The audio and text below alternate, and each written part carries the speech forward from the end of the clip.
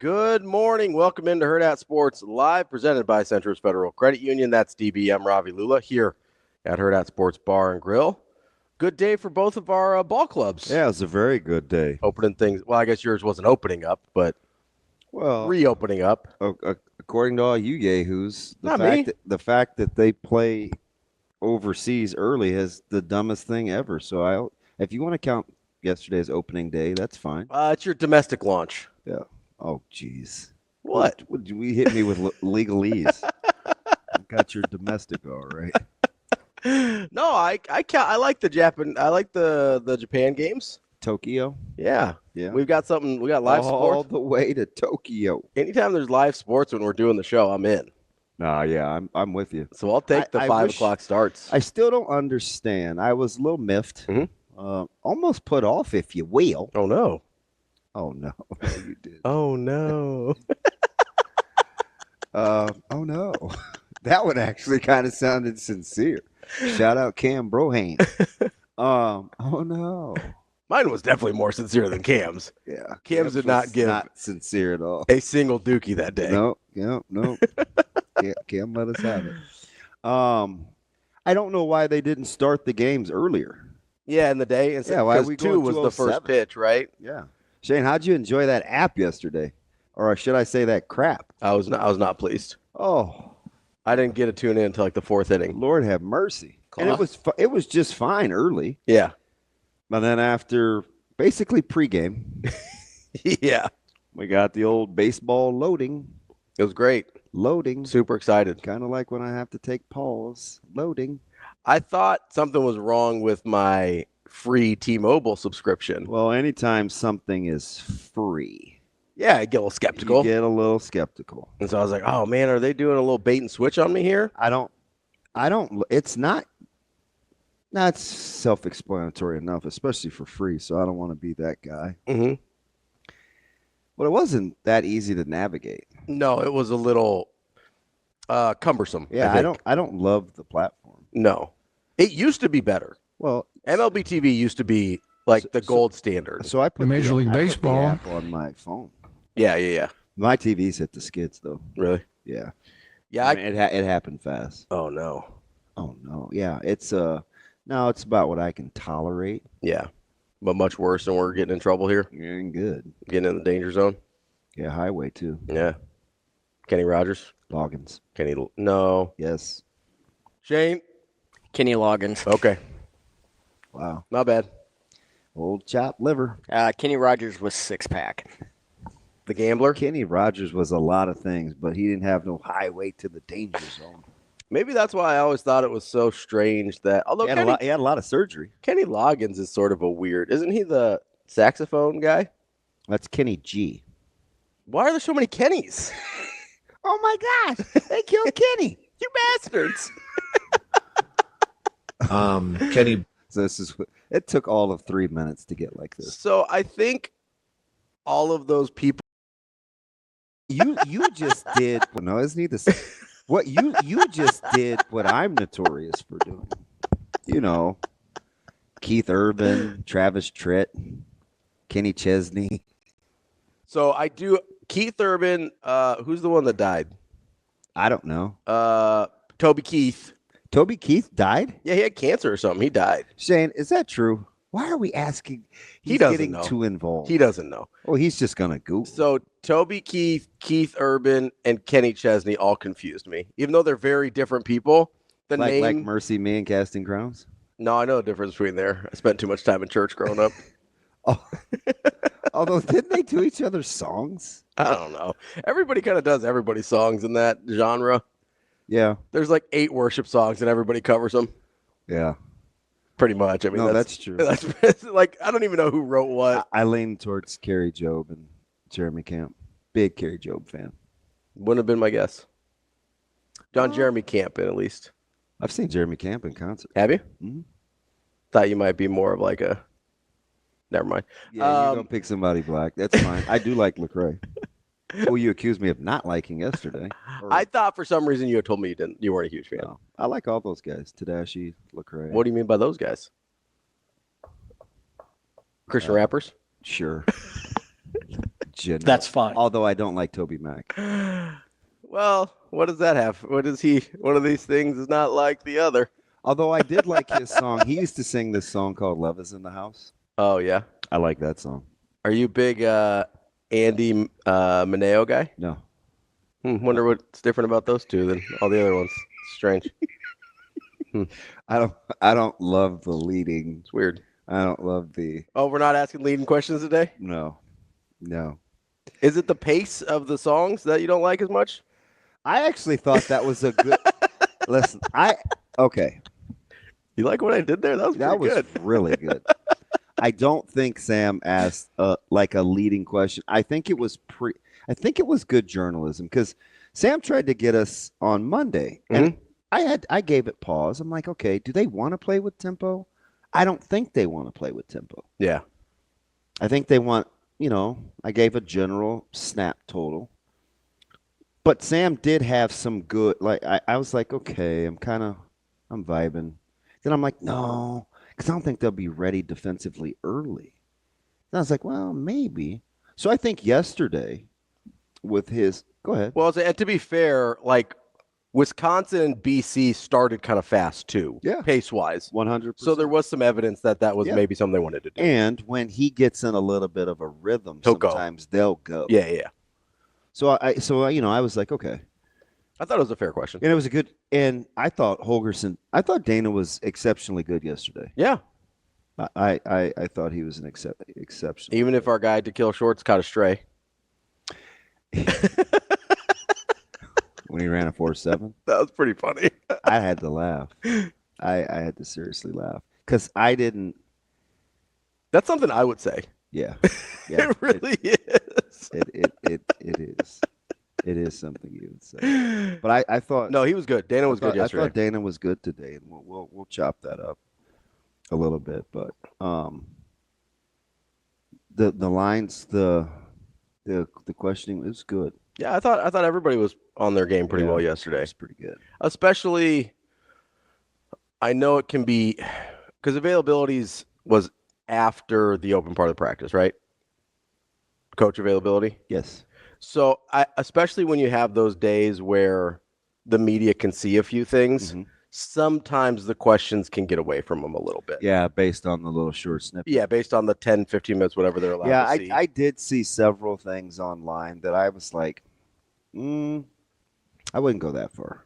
So you know what Avery said last night that I thought was actually really funny, and part of the reason I think she's really good at what she does is she messaged a section of the group. She goes, hey, if anybody online is saying that they have any of these great revelations about what they saw yesterday, they do not. Like, we didn't see enough. There's no takeaways. It's just this nice little treat for the media and therefore the fans because you get some video and stuff like that. But I do think sweeping declarations after a 15-minute period are probably not super wise. And I think it's what we're trying to refrain from. Yeah, I think that's fair. Shafe had some really. I'll be curious to read Shafe's stuff. He had some. I talked to him for quite a while yesterday. Yeah. On the phone in the afternoon. He's pretty smart. Shafe, yeah. I like the way he sees things. He's actually a good writer. Yeah, I would agree. So I'm kind of partial to 247. Big Shafe guy. Yeah, I like them all. Yeah, I like them all. Well, they're the only one that has a Miller North guy on staff. So I didn't see a lot of people though. Yeah, were you hiding? Probably no. No, I wouldn't say hiding. Incognito. Negro. Oh, incognito. I don't know if I'm allowed to say that. No, you're not. No, I would give you permission. It's fine. Negro's not a. I know, but some people get uncomfortable around it. If I was like, "Hey, look at that cockazoid," you'd be like, "Oh." I wouldn't know what you meant. First of all, yes, you would. Yes, you would. Knock it off. Yeah, you would. I would be talking to Shane. My wife won't say that word. Negro. Oh, it's like, what does your wife have against Caucasian? She's Caucasian. She's part of the family. You know the only word I say? What's that?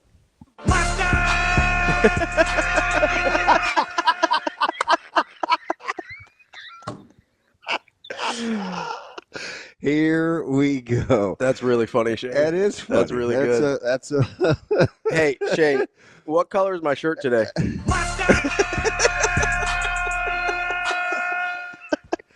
That is everywhere. I know. There's so many of my TikToks that are just like, I mean, everywhere. yeah. The TikTok could be about. Oh, it comes out of nowhere too. It could be about rainbows, and Yeah. somehow you're gonna hear. It's wild. Any word that has any of the same consonants in my head always goes to Just you know why he says that, right? that's his name, right? It's his DJ's name. Yeah. Oh, yeah. His DJ's name is Dijon. Oh, okay. I knew it had something to do with somebody Yeah. involved in the song. It was like either nickname Mustard DJ's or name whatever. is Dijon. Yeah. So I didn't at first. he's affectionately been dubbed Mustard. correct. That makes sense. It's better than having his DJ be named like Grey Poupon or something, you know. Stone ground. Yellow. Just yellow. They That's call it. me, Never they mind. Call me yellow. It's knockoff Mountain Dew. Never had it. It's okay. It's fine. I was never Never a Mountain Dew guy. I liked Diet Mountain Dew a lot for a while. There was a stretch that's about all I drank. Are you one of those people that think that you could tell the difference between sodas? Oh yeah, 100%. Whoa, he's Yeah. confident, huh? Depends on what the sodas are, but like we're talking like Diet Coke or Diet Pepsi, certainly. But you're not gonna you can't break down like the sugar-free wild cherry versus. I can tell the difference between Diet Coke and Coke Zero. 100%. It's Okay. a very different flavor. Okay. Coke Zero tastes more. I shouldn't be super surprised at that because I can definitely tell the difference between ginger ales. Yeah. Yeah. Well, I also, when it comes to I think everybody can tell the difference between diet and regular, right? Because Are you they're- sure? Well, I would think so. Pop drinkers? They're very different flavors. I'll take your word for it. But yeah, I'm pretty well versed in the soda space. It's funny along that deal. Do you know how many different types of mustard I have in my house? You keeping DJ Dijon in there? Yep. So you got Dijon, I assume yellow. Mhm. You came up with the Stonehenge one. Stone ground. Oh yeah, Stone Ground. Is that Kenny G? Kenny Loggins. Wow. It's Boys in the Hood. It's Kenny Rogers, the gambler. I think those are the only 3 types of mustard I know. So I have. You have spicy yellow I have spicy yellow, as opposed to just regular yellow. and I have a horseradish mustard. I didn't know that was a thing. Yeah, and then I have an everything bagel mustard, which was a horrible idea. I didn't know people were mixing that much stuff with mustard. So everything bagel seasoning is Phenomenal. pretty popular, and it's pretty overrated, and it's mildly disgusting. I like everything bagel seasoning. I do not. I'll put it on like some popcorn. Pretty good. Wow, really? Yeah. How's your scope? Minty fresh breath like- game working. Ooh. Like on the sniper scope. What are we talking about here? I have some Danos that adds. Danos? Oh, seasoning. Yeah, that adds a crunch. I was thinking when you But said I don't buy. So I should have taken advantage of the Dano special that was on the TikTok shop. when you 'Cause it's expensive. said Danos, I heard Dannon, and I was like, what does yogurt have to do with this situation? Or like Danimals? He was you know? really good on Husker Sports Nightly last night. We should have cut that up. He's always pretty good. Yeah, he is. He knows what the heck he wants to do. I say this in all sincerity and not just because I'm a Trev hater. I genuinely do think Nebraska got the better end of that exchange. Well, we'll see. We'll Like- just see where it goes. It Yeah. seems like he's very effective at what he does. He's very forward thinking. He also seems like he's,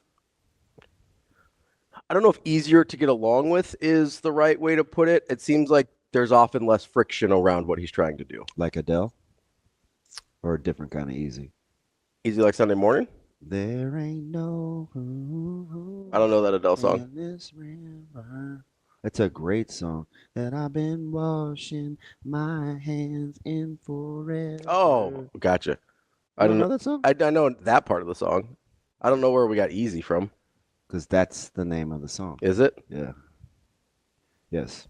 I call Zoe right now, and she'll sing every word. That's okay. We probably don't need that. Yeah. Just glad that little menace is back in school.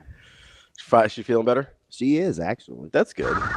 Which, for her, not being able to be active is I'll hard. say she missed some batting practice. She did miss softball practice Tuesday. Yeah.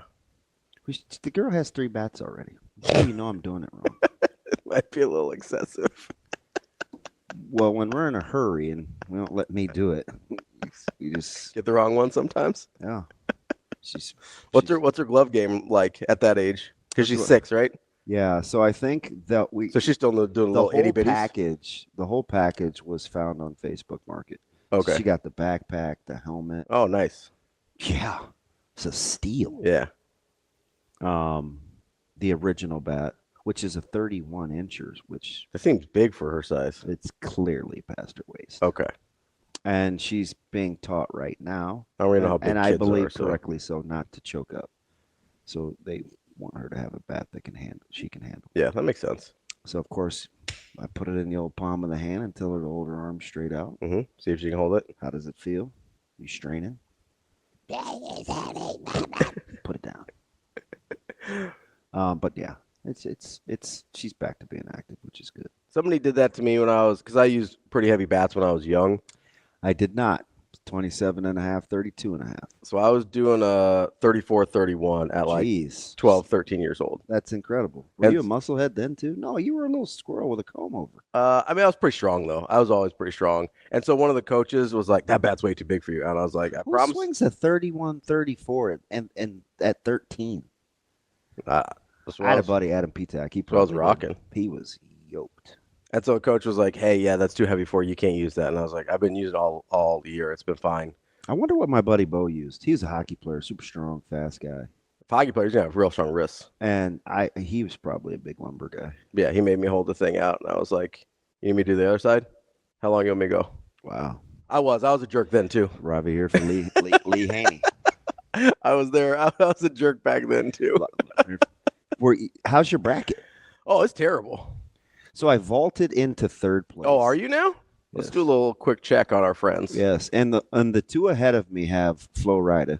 Both of them. So that you got a differentiator there. You're good to go. Yeah, but the next round is the separator, clearly. So I'm not allowing myself to be happy because I'm the only one of the bunch that does not have Duque in the Final Four. Well, you must have been pretty happy last night then. With the way Bama played? Yeah. Yeah, they looked outstanding. Good Lord. They're capable. Yeah. I mean, they're a handful when they're dialed. I was surprised BYU didn't get more on them. But I think it kind of pretty good. Yeah. Oh, you just meant because it's Bama and we've seen teams touch 90. Yeah, they get a little loose with it. Oh, yeah. But I think the Avalanche was a little too much for them. They kind of had a hard time keeping their head above water. Yeah. And that's what I did. I said that yesterday with Austin. The one thing I was worried about was the pace. So because BYU doesn't play that fast. I was sitting outside and I was watching it on the TV, and I couldn't really gauge the pace because I wasn't using volume. Mm-hmm. Volume. Hopefully, I'm never using volume. That's a different thing. I wasn't using volume. Okay. So there's only one thing you should be using. What's that?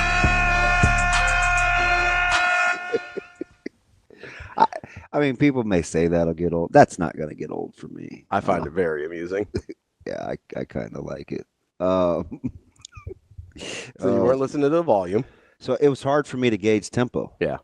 It was. I felt like that game was moving incredibly fast. Hey, Shano, did you see Ryan's comment? Oh, no, you fixed it because he said better, thanks. This is my first time seeing Ryan. Hi, Ryan. Hey, Ryan. We don't really, do we know Ryan? I don't know. I just said good morning and hello. Which Ryan is? I don't think I know that Ryan. Another Adele song. Hello. No, good morning again. It's me. No, that's the right song, right? Yes. Okay. Yes. But you don't want to hear it right now. Yeah. Good morning to Michaela. She said good morning. I keep forgetting to come find you guys here.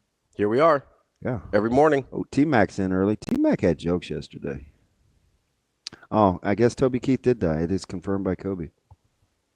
Listen.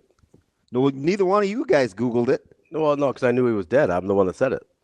Oh, we've been wrong before. I was pretty confident he was dead. Au contraire, mon frère. Oh, so you're a French's mustard guy. I don't have French's. I have That was a joke. You're doing the French thing there. I know. I'm well aware. I think we have Plochmans. I don't even know. I don't even recognize what we're doing. Yeah, you still cook stuff in the microwave. We talked about you yesterday. Who? Bringing your food to temp in the microwave. Well, listen, you gotta do what you gotta do. It's incredibly troubling. Sometimes I'm just there for speed. Gotta get it done. You and Lightning McQueen. Yeah, exactly. I hope the app works better today, though. Me too. I was upset because I was excited to watch. I was ready. I was yeah. ready. You had the what? Were you 307? Yeah. So it was pretty messed up for about an hour. Did it settle back down? Yeah, I got into it probably third or fourth inning, I think. Yeah. So I think it was a little after 4. Orioles had scored 6 runs by then. Yeah. You're like 1-0. Man, we're in trouble. How about your boy, Which one? Raphael, hitting DH? He's supposed to. That's what he's got to do. It's his job. Not what we heard in spring training. No, he backpedaled by the end. He did. He was doing his best Michael Jackson moonwalk, just working on back. Working on back. Alrighty. I I hated the gold trim on the Dodgers uniforms too, by the way. Really? Yeah. I think it looks kind of nice. It reminded me of the old school Omaha Royals. Yeah.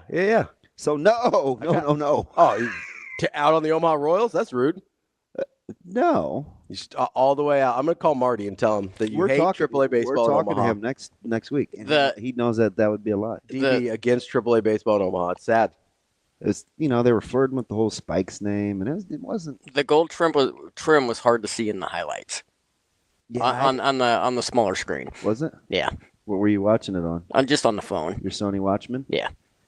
My dad used to have one of those. The Kansas City Royals will do a gold trim version too. I like that one too. Yeah, keep the Royals stuff the Royals and keep the Dodgers. Keep the main thing the main thing. I think everybody should just sprinkle a little gold into the mix. Now you're riding with the Royals? I mean, I like the local flavor. Hey, get out of here. You can't do that. Why not? You let Shane do it with Raiders and Lions and Bears. Oh my. Yeah. That was really little kiddish sounding. I know. You let Shane do it. Really? How come Shane gets to? I have a response for that. What's up? I'm here to tell you right now, we don't care. Also, when have I ever? This dude is rolling with Screaming A this morning. Stephen A. I'm so sick of seeing this dude on my timeline. I'm here to tell you right now. Now you got Nick We Wright don't weighing in. Everybody's weighing in. Nick Wright bothers me so much. Why don't you like Nick Wright? It's his hair. It's just that's 100% You're honest. such a hater. I put it in a ponytail When or did something, you man. get so shallow? Like what? Should I ask your mom? At what age did the shallow? When did that start? Like Bradley Cooper and Lady Gaga. We're in the shallows. I think it's early. I think I've been like this for a while.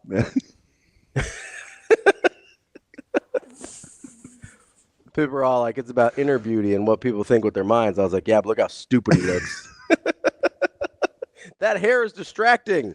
Yeah, you're incredible. What am I supposed to do with that? I thought it was fine when he was bald. Mhm. I also didn't realize it was a totally bald by choice situation, or I don't know if he went to Turkey and had one of those transplants or anything. But that dude, I thought he was had to be bald, like a Scott Van Pelt situation. And then all of a sudden one day during COVID, I wake up and he's got Crypt Keeper hair going on. Oh wow. And I was like, man, you do something with it. Don't just let it hang there. It looks like a little 14-year-old Victorian boy. Get out of here with that. A 14-year-old. Put that in the old Google We're gonna see what comes up. Maybe I should AI that. 14-year-old Victorian boy. Really? The whole Screaming A LaFraud thing is like if Iowa plays Wisconsin. I don't want anyone to win. He kind of looks like Lord Farquaad from your favorite movie. Oh, with Shrek? the hair. Yeah, he's got the little Farquaad hair. Farquaad was that's one of the better Shreks. That's the one with all the good songs in it too. That I would sing the other day. We got a lot of Oliver Twist looking kids right now. 14th century Victorian boy. That's a good pull. That's a really good pull. We've got a lot of Lisa, may I have some more?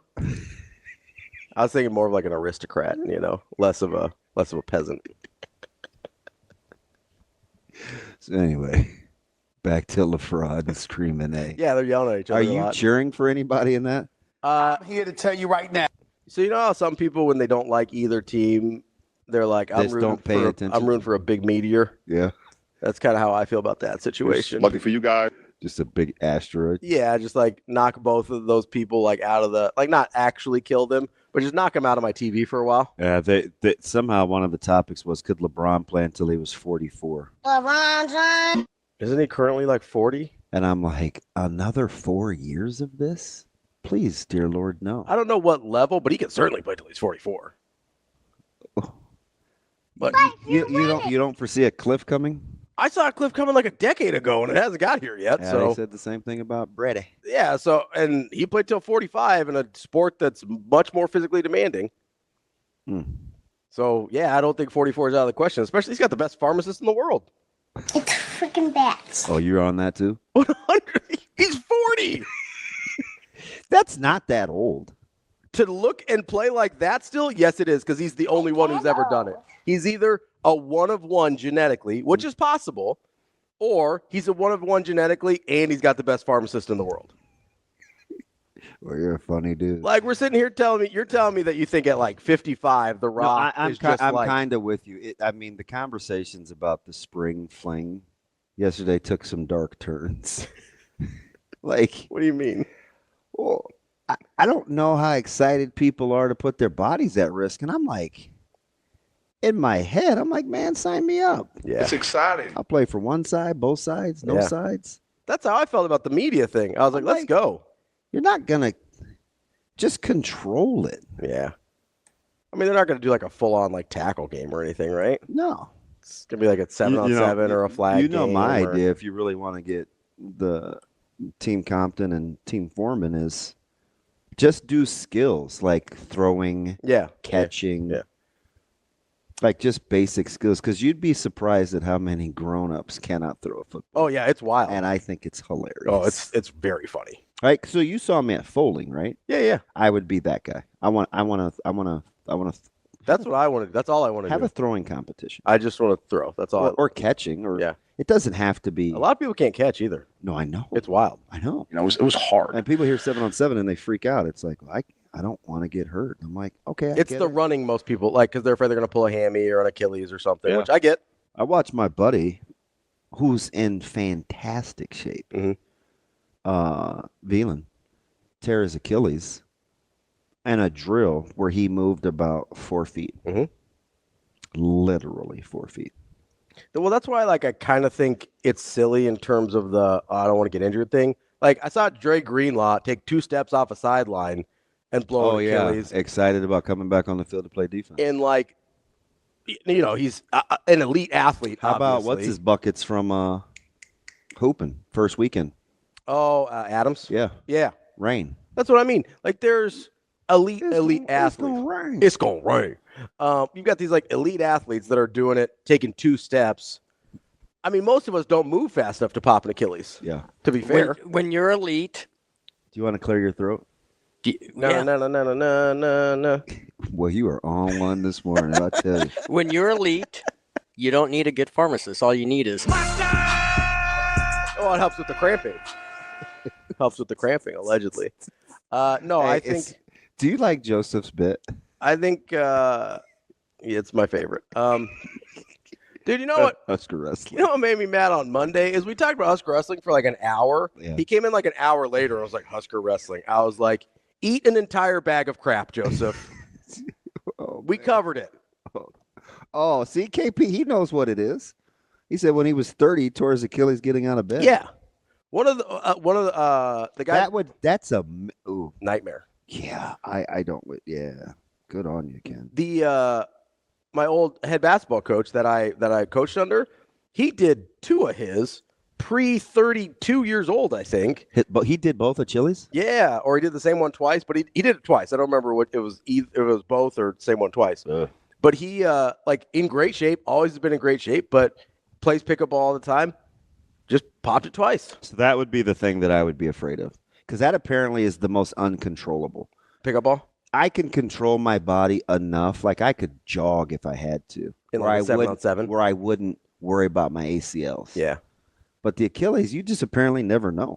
Yeah, sometimes just ready to go. But that's kind of my point. Like if it's going to go, it'll happen when you're stepping out of bed. Like if it's going to go, it's going to go. Yeah, I don't know if this is going to turn out like they want. What do you mean? Just in terms like- of participants? Yeah. Yeah. I mean, hey, Coach Rule, if you need a media guy, I'm in. Coach Rule. I want to play. Coach Rule would make that thing pretty hard. I want to wing it. You know, it was hard. He said, yo, Joseph, I ain't stopping the Husker wrestling and got a life to live so you can eat an entire bag. That's the most my man Joseph has ever said. Literally ever said. All right then, Joseph. What's He's an talking- I can cheer for him because I'm always nice to him anyway, and he's talking to you. Yeah, I was saying because you like it when people are mean to me. What's in a bag of? I'm just saying, it doesn't seem like. And you know what's funny about the whole entire bag is you're the one that like off air will say when you're bothered by somebody, you'll tell them what they can go eat. It's usually not eating. It's usually something else that they can do an entire thing of, and then all the way off. But I mean, if you're that busy, I don't really understand how Husker wrestling. he has time to come in here and chime Husker wrestling every day. But I'm just wondering, That's all. I mean, maybe it's on him for not appreciating Husker wrestling enough to think we would lead with it. Maybe that's a him problem. Yeah, it was an hour. Yeah, we got after it. I liked it. I don't know anybody else that's talking to Mark Manning on the air. I liked it a lot. You going all Forrest Gump on me? Although that was one of my, it's not top 10, but it's a movie that I enjoy. I enjoy it too. It is unintentionally really funny. Forrest Gump? Yeah. Yeah. I don't think that was the purpose, but there's some lines in there that kill me. I thought the funniest line wasn't even any words at all. What? Yeah, I'm aware. I'm aware. All I could think of was Shane. Oh, come on, Shane. She's like, it's okay, Shane. It's okay. Put your head right Just here. give him a hug. Pat him on the side of the head. Coming up on the show today. Sorry, Shane. Coming up on Still my dude. Coming up on Why the f is Shane walking in there? coming up on the show today. We got Hey, Jim you can't blame Verghese Shane. He's the glue. from Inside Nebraska. We Somebody fibbed. I didn't see him yesterday either. got Mike Sauter from Hurrdat Sports NMB Preps, and we'll talk to our guy Matt Vrzal. Yeah, 9:45. Flip a coin. Just like the Targaryens, flip a coin, let the gods decide. I do have some O-line questions for him, though. Did you? You weren't a Game of Thrones guy, were you? No, and I don't feel great about it. That's fine. Because you know why? Why? I'll be 100% honest. I don't like admitting this stuff out loud. What's that? I'm a little intimidated. By what? Being able to follow along. I didn't think it was as complicated as everybody made it seem. I think part of the issue. Unfortunately, though, you are relatively bright. Appreciate that.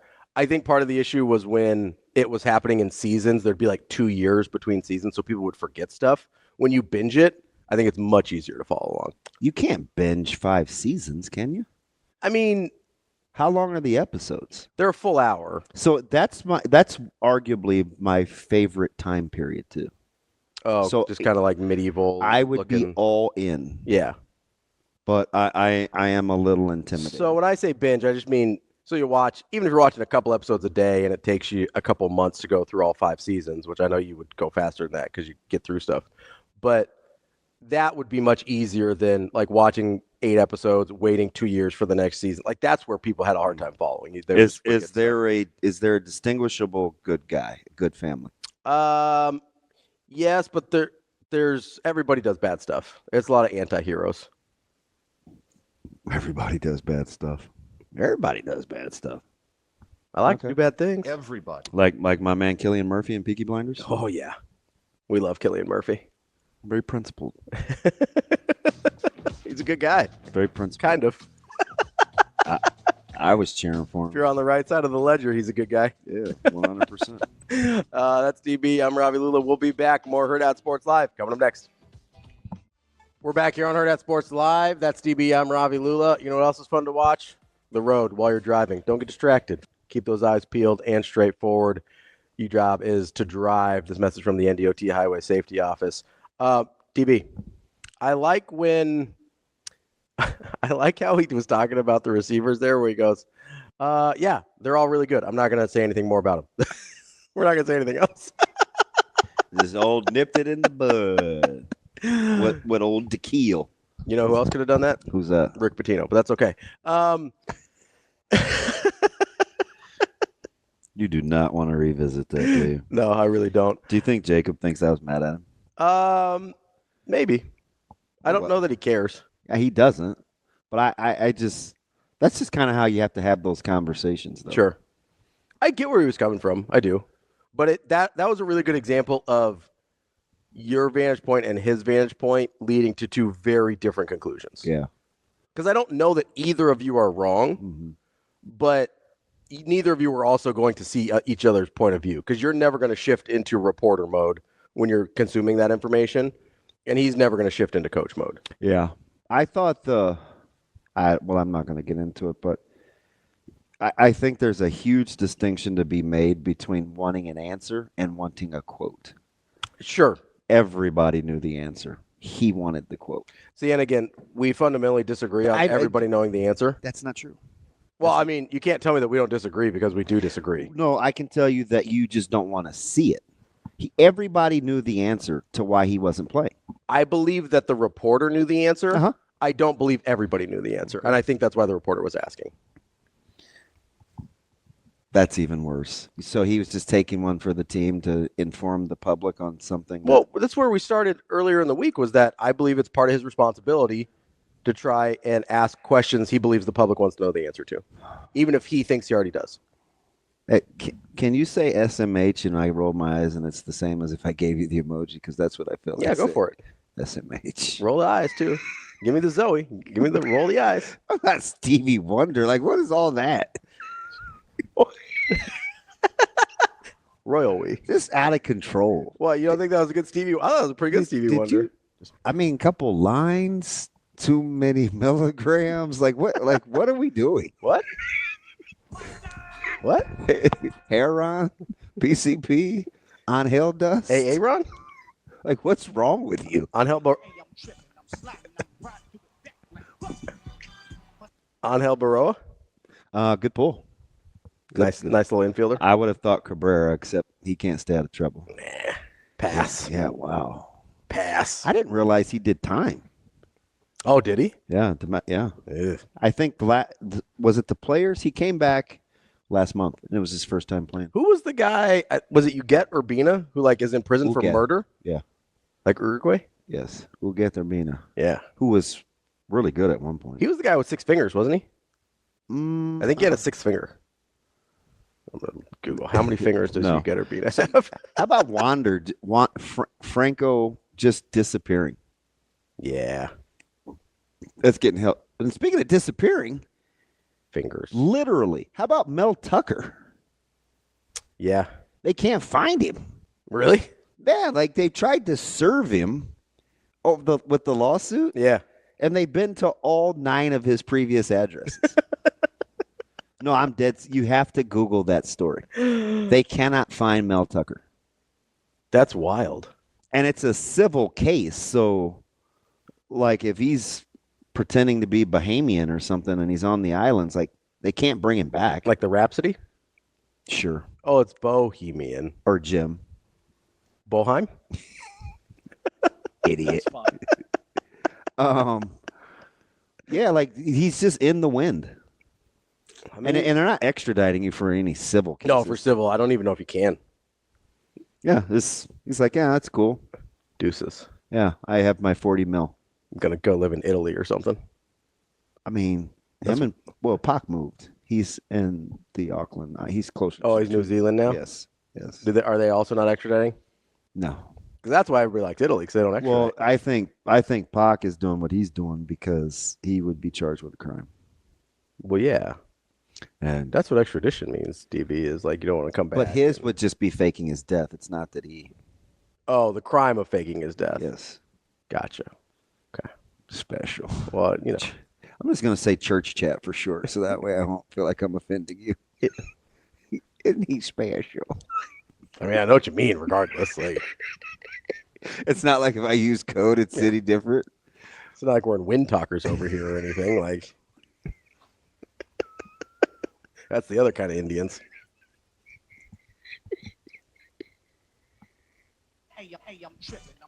Yes, he is. Also a different kind of code that we're experts in. Oh, Computer versus like secret. You know what I mean? yeah, I get it. A lot of programmers in my community. I get it. With the sorting, the sorting out of the wide receiver room. Clear the mechanism. You are wild. Clear it. I Clear the don't mechanism. even think you can say that. What?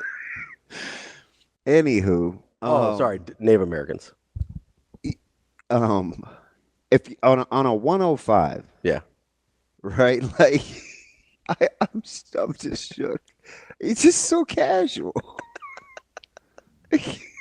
Good. Need you to dial in here for a second. I'm locked in. I'm waiting on you, man. I totally lost my train of thought On the what 105. Holgerson said with the wide receivers. Yeah, there's going to be some good players. Yeah. That it's like, man, can you hang in there? Because it may not be your time yet. And part of what they have to do, I think, as part of not the separator, but if you want to be a part of the movement, some of these guys are going to have to be good teammates. Just be good teammates. Well, that's kind of what Rule talked about the other day with like Grant Bricks and Riley Van Poppel, right? Of guys that, hey, they waited their turn. I think he literally said waited their turn. And it with Riley, and that it kind of popped up now because I also think that's where the trust comes in, right? Because if you're Riley Van Poppel and you're sitting behind Ty and Nash, you're probably not playing that much last year. Yeah. Even though you're good enough to play, right? Good enough to play and good enough to beat out the guy in front of you aren't the same thing, right? Nebraska could have put Riley Van Poppel in the game and probably would have been fine, right? We saw him play in a few games, and they were good with him in there, right? He looked good. But that doesn't mean you pass the guy in front of you. That's different, right? There's going to be defensive backs that are good enough to play that haven't passed the guy in front of them yet. Yeah. Oh. You know what I mean? Now that's a good one. There's going to be wide receivers that are good enough to play that haven't passed the guy in front of them yet. So that's where the patience and the trust comes in, right? Because you can say, oh, hey, I'm not going to redshirt you because I think it's just like writing my own death certificate in today's transfer portal market where if I redshirt you, you're gone. But what's worse, taking the kid's best interest at heart and saving him a year of eligibility versus being like, oh, I can't redshirt anybody. I'm going to play you 5 games for a total of 20 snaps. I think in managing those emotions, though, I mean, I loved how you put it because it's the difference between simple and easy. Mm-hmm. What you're saying sounds super simple. Incredibly simple. Really hard to pull off. Not easy to do. Because it's the trust part that's hard to get people to believe, right? And the other part is the self-awareness. Yeah. Right? Like you have to be cognizant of. Like, hey, Ty and Nash are better than me right now. Yep. You have to be able to say that out loud. And that doesn't mean they're always going to be better than you. It doesn't mean you're not competitive either. Right. But that is part of it. Self-awareness is important. Yeah. Right? You have to be able to sit there and say, oh, like I've tried for jobs before that I thought I was the best candidate and they hire somebody else. And I'm like, that's a bad move. Yeah. I've also tried for jobs before where they hired somebody else. And I was like, yeah, that guy's pretty good. I get it.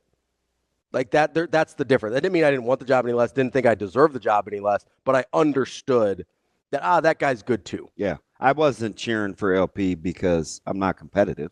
Yeah. I was cheering for LP because he's your teammate and you like him and he's good. Yeah. I love him and he's really good. Yeah. Like it's a lot harder to cheer for somebody that you don't think is as good as you. Yeah. Right. Like that's where some animosity starts to build up.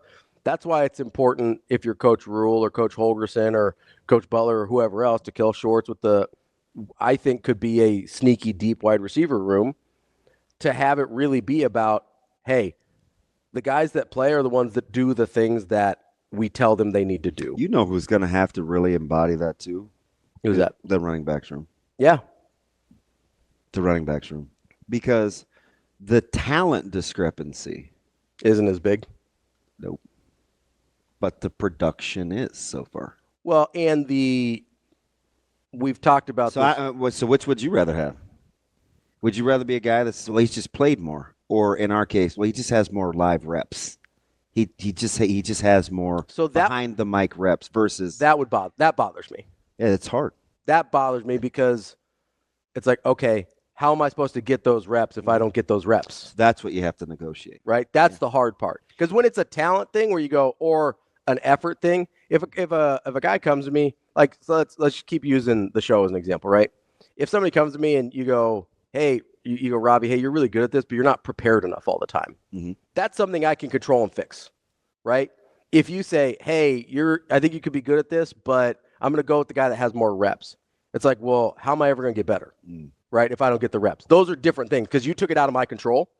Whereas if you're like, hey, Robbie. Well, those are always the hard ones to deal with too, right? Yeah. When you feel like you're at the mercy of somebody else's decision-making, especially when the decision-making doesn't always make sense to you, right? That's where that trust factor comes in, where it's like, hey, you may not understand this decision, but you need to trust overall. I promise I have your best interest at heart. That's the thing that makes the difference, right? If they believe that Holgerson or Short or Rule or Snow or Butler or whoever has their best interest at heart, you can overcome decisions you don't understand. Or, one of the things that I think is kind of understated in situations like this is how good the environment or the culture is that will allow you to buy time. Mm-hmm. Right? How much do I like where I am? Yeah. Because I think that's critical. It's easier to endure when your situation is good. Yeah.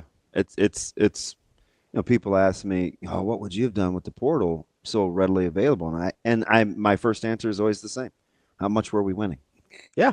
And you guys were winning a lot. So it makes it, and I mean, life was pretty good. Yeah. And it's better now. Yeah. In terms of the fringe things. Yeah. Although I'm not good enough I'm not disciplined enough to separate the luxuries from necessities in terms of using the term better. Mm-hmm. Sure, there's more things readily available to them. That's all I mean. I don't know if it would be good for me. Sure. I mean, overall, in a vacuum, the situation is right. Like, would I be a guy that would take advantage of like rest and recovery? Yeah. Then probably not. Probably not. Now, absolutely. Now I would. Yeah. Would you have been a guy that got your meals in the way you were supposed to when they were regimented out? Would you have been a guy 100% no. Would you have been a guy, and even as simple as like, were you a guy at 19 years old that could have handled making more money than your parents, right? Like that's a weird situation to be in, right? So I want to be, those are all good examples. So I want to be very careful. Sure. Of just making the linear comparison. Sure. Because I'm honest enough with myself to know like where I'm good and where I'm not good. Better doesn't mean easier though. Yeah. Better there's more. Especially when you're kind of defiant by nature. Yeah.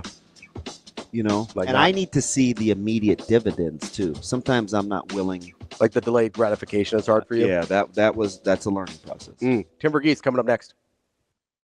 Kicking off hour number 2 here on Hurrdat Sports Live, presented by Centris Federal Credit Union. That's DB. I'm Ravi Lulla. We are joined now by Tim Verghese from Inside Nebraska. Tim, how are you this morning? Hey, not too bad. How about y'all? Good. How a little drinking through a fire hose yesterday, or were you particular about what you wanted to do with your time? Something of drinking with out of a fire hose, but I thought the way they structured it of just having the defense out there first and the offense out there after with some special teams worked in kind of helped make it easy. There was it kind of was a thing where you ended it and I was like, oh, wait, I didn't get eyes on this guy or this guy. Like Isaiah Hunter was someone I was looking forward to getting eyes on, and then I just didn't really see him. But in retrospect, going back and looking through clips, I was like, oh, that was an Isaiah. So just pointing out and finding him. But it's like little things like that. Like again, I'm excited to get back out there now that we've seen gotten our first look. Tim, I wonder, when you've got such a limited time like that, how much do you feel like you're actually able to take away, or is it mostly this guy looks like he's in good shape, or looks like this guy put some weight on? Like, what are you looking for when your time is that abbreviated?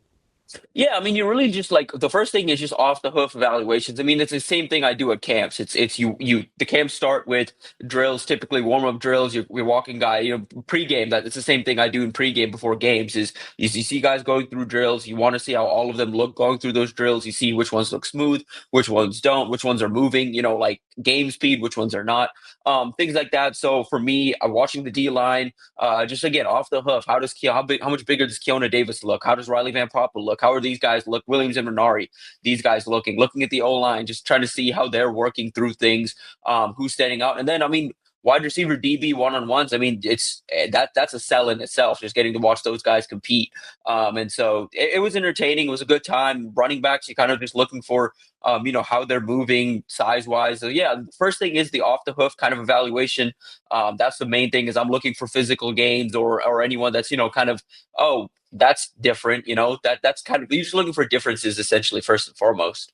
Easy to start with O-line and D-line, isn't it? And I always couch that by saying I understand people sometimes when they talk about how people look, you get the side eye or the eye roll, and it's like, oh, But I've told myself over the years, like, I got to stop talking to those people, right? Because if they were out of shape, that would be as telling as well. So it has to matter both ways.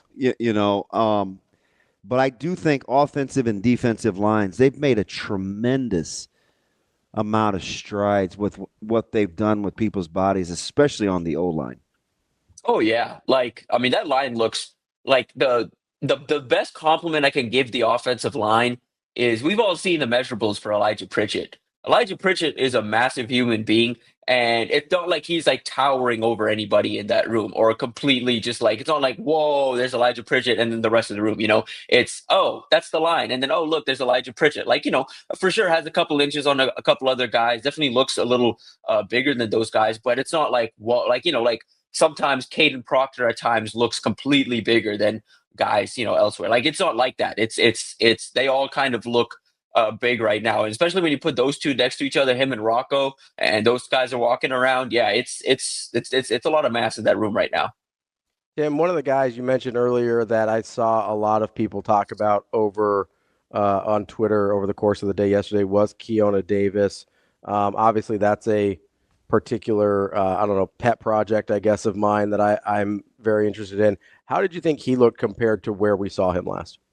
He's definitely bulked up. I think upper body, lower body looked like he's added some mass. I mean, you saw it last year, specifically his upper body, in his arms. He looked a little like on the slimmer side. There was definitely some room to fill into. He's filled into that frame, and I think there's still some room to continue growing. Yeah, him and Williams and Minari kind of look like not clones. I don't think that's the best way to put it, but like just two 6'6" plus defensive ends, both standing right around I think 270 right now. Yeah, they're physically impressive. When you're kind of watching just the format, the tempo, the pace, getting in and out of stations or transitions or teachings, I get it. It's a short amount of time.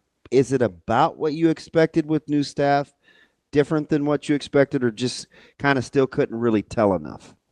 To an extent, couldn't really tell enough. I mean, the guys the new coaches that caught my attention. I mean, it was hard to miss Coach Braden. His voice. I mean, you can hear it across all the video. You can just hear him in the background yelling. Like he's going to get on these guys, and it was entertaining to kind of watch him coach up the guys. I thought Eckler, again, there was like one special teams group kind of working in, or one special team station kind of working in, and you could still hear Eckler over like most anybody out there too. So he's bringing the energy. And then something that caught my attention, they had the DBs and wide receivers working one-on-ones. They had a bunch of the young DBs like Tanner Turch, Caden Vermoss, Bryson Weber, DeAndre Barnes, a bunch of those young guys working kind of on their own. And Phil Snow's like right there, like drilling into those guys. Like every single rep, he's watching closely, then pulling the guy to the side, talking to him. Phil Snow's taking a very hands-on approach to the young DBs right now.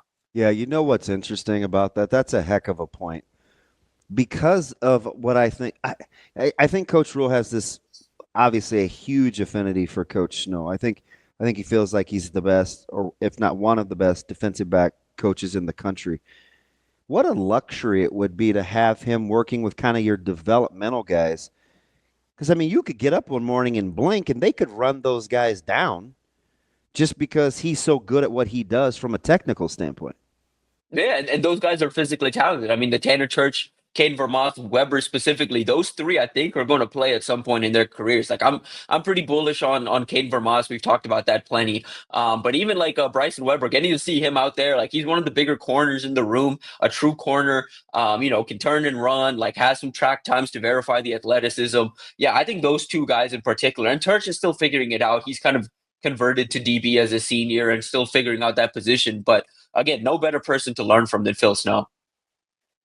Tim, you mentioned the DB wide receiver one-on-ones, and we got some defensive back talk in there. Did anything catch your eye with the receivers, whether body-wise, who was working in that group? Like, what did you notice there? Yeah, I mean, it was a talk yesterday. Me and Steve, I think, mentioned him a punch, but Isaiah Mosey kept just grabbing our attention. Like he winning off the line of scrimmage, pretty sharp routes, pretty consistent hands. There were some drops yesterday, and he was one of those that wasn't really dropping it. And yeah, I mean, really like Mosey. I think he's further along than even I expected, and I've been pretty high on him. Just came in and works. I mean, he's a coach's son. Like he knows what he's doing out there. Like he knows what's expected of him. He just works. Cortez Mills, I thought he had a good battle with Andrew Marshall. I think the DB room, I'll say this, the new additions to the DB room and just the experience the rest of that room has gotten over the last year, I think it's going to like ultimately be best for both sides that they're getting to compete against each other. Like Cortez is getting to go up against like a guy like Andrew Marshall, and he brought the ball in like through, and Marshall just pokes it out at the end. That's something you don't deal with at the high school level. You don't really see high school DBs do that. So that's something that he's going to have to learn and adjust to. I thought you could see some flashes from Harlan Gilmore, just the athleticism. I didn't think it was his best day, but again, limited reps, limited, kind of viewing of him. Quinn Clark just continues to like look the part, and so I'm excited to see kind of what he continues to develop into. He's bigger than he was a year ago, and he still looks pretty slight, but it's yeah. He's fascinating. I'm really interested to see kind of what that looks like down the line, because I think that's another one of just like, I think the coaching staff just kind of like bide your time. Like there'll be an opportunity at some point, but we're just going to keep developing you. But yeah, I mean that's the room right now. Again, Dane Key, is Dane Key and Isaiah. Like I said, kind of missed Isaiah Hunter yesterday, but it was good to just get a look at that room. And then like I don't know. I mean, I've seen some talk about Ja'Cory Barney being like, hey, Ja'Cory Barney might have slipped compared to some of the new additions or whatever. Like he's the guy. Like he is acting like the guy and playing like the guy and carrying himself like the guy. Well, you know what I hope is it was because it's just eye opening, right? To all of a sudden see Caleb and Harburg in one-on-ones, right? It's like 4 years difference between the two. I think what's listening to you say that, I think the next level for whether it's the DBs or the wide receivers, it's got to be, in your Barney comments got me thinking along these lines, is to flush last year. Where last year was last year, regardless of, and I said this from the jump, right? With the new staff, I'm like, hey, you get a new set of eyes. Don't rest on your laurels, whether it was to the good or to the bad. Like this is a new deal. I think how quickly they can do that will dictate a lot of what's going to happen from a success standpoint, is to flush last year, regardless. Yeah, I feel like that's kind of the talk too. You listen to them talk about like, you listen to Buford talk about, hey, what's different with the defense? It's like, oh, the old stuff's out the window. Like, yeah, there's no like resting on what happened last year. There's also no like, yeah, it's a new staff, it's a new defense, it's a new offense. Like they'll talk about the continuity and keeping some of the language and certain concepts in, but it's going to be a lot of change, I think, on both sides of the ball as both coordinators kind of get settled in and shape this thing into what they want it to look like.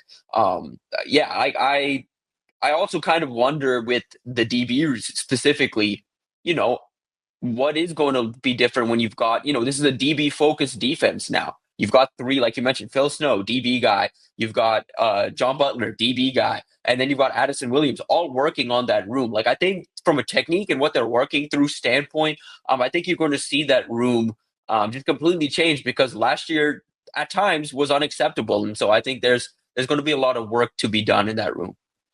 Tim, did you have enough time or see enough to get a sense for the kind of overall level of, I guess, competitiveness over the different groups?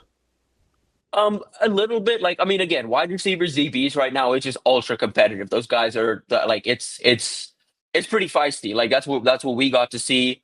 Outside of that, not really. I think it's all still coming together. And part of yesterday, I saw some YouTube comments and Twitter comments about it too. Part of yesterday, I think what that I couldn't get a full grasp on is compared to last year, there was a lot more standing around, and people noticed that. Like, hey, there's guys standing behind in drills. I mean, they're not doing what they did last year, where you've got three separate teams on three different fields, all rotating through different things. It's okay. The DBs are here, the wide receivers are here, the linebackers here. It's teaching, and so like I understand some of the they're standing around. Like it's week one of spring ball. Like they're learning. It's still like teaching moments and all of that. So, but at the same time, it's hard to get a read on really a whole lot because it is that first week of spring ball, and some of these rooms are going to look completely different 3 weeks from now. I think for me, the most exciting part is the whole teaching aspect of it. And it's not just coach to player. I think it's coach to coach too. Like Coach Rule seems to kind of be in his wheelhouse, teaching and instructing and implementing with other adults. Like how to it's not necessarily how to be a pro, but hey, this is our culture. This is how, when we teach in the words we use, this is why it matters. Let's do this more as a staff. Because if you look at the teams and like they're competitive, that's a pretty, I was impressed with their chemistry and their camaraderie, right? They cheered for one another. It was highly competitive, even guys at the same position. And I'm always looking for that. Because when you can cheer for other guys at your position, you can't do anything without being able to do that.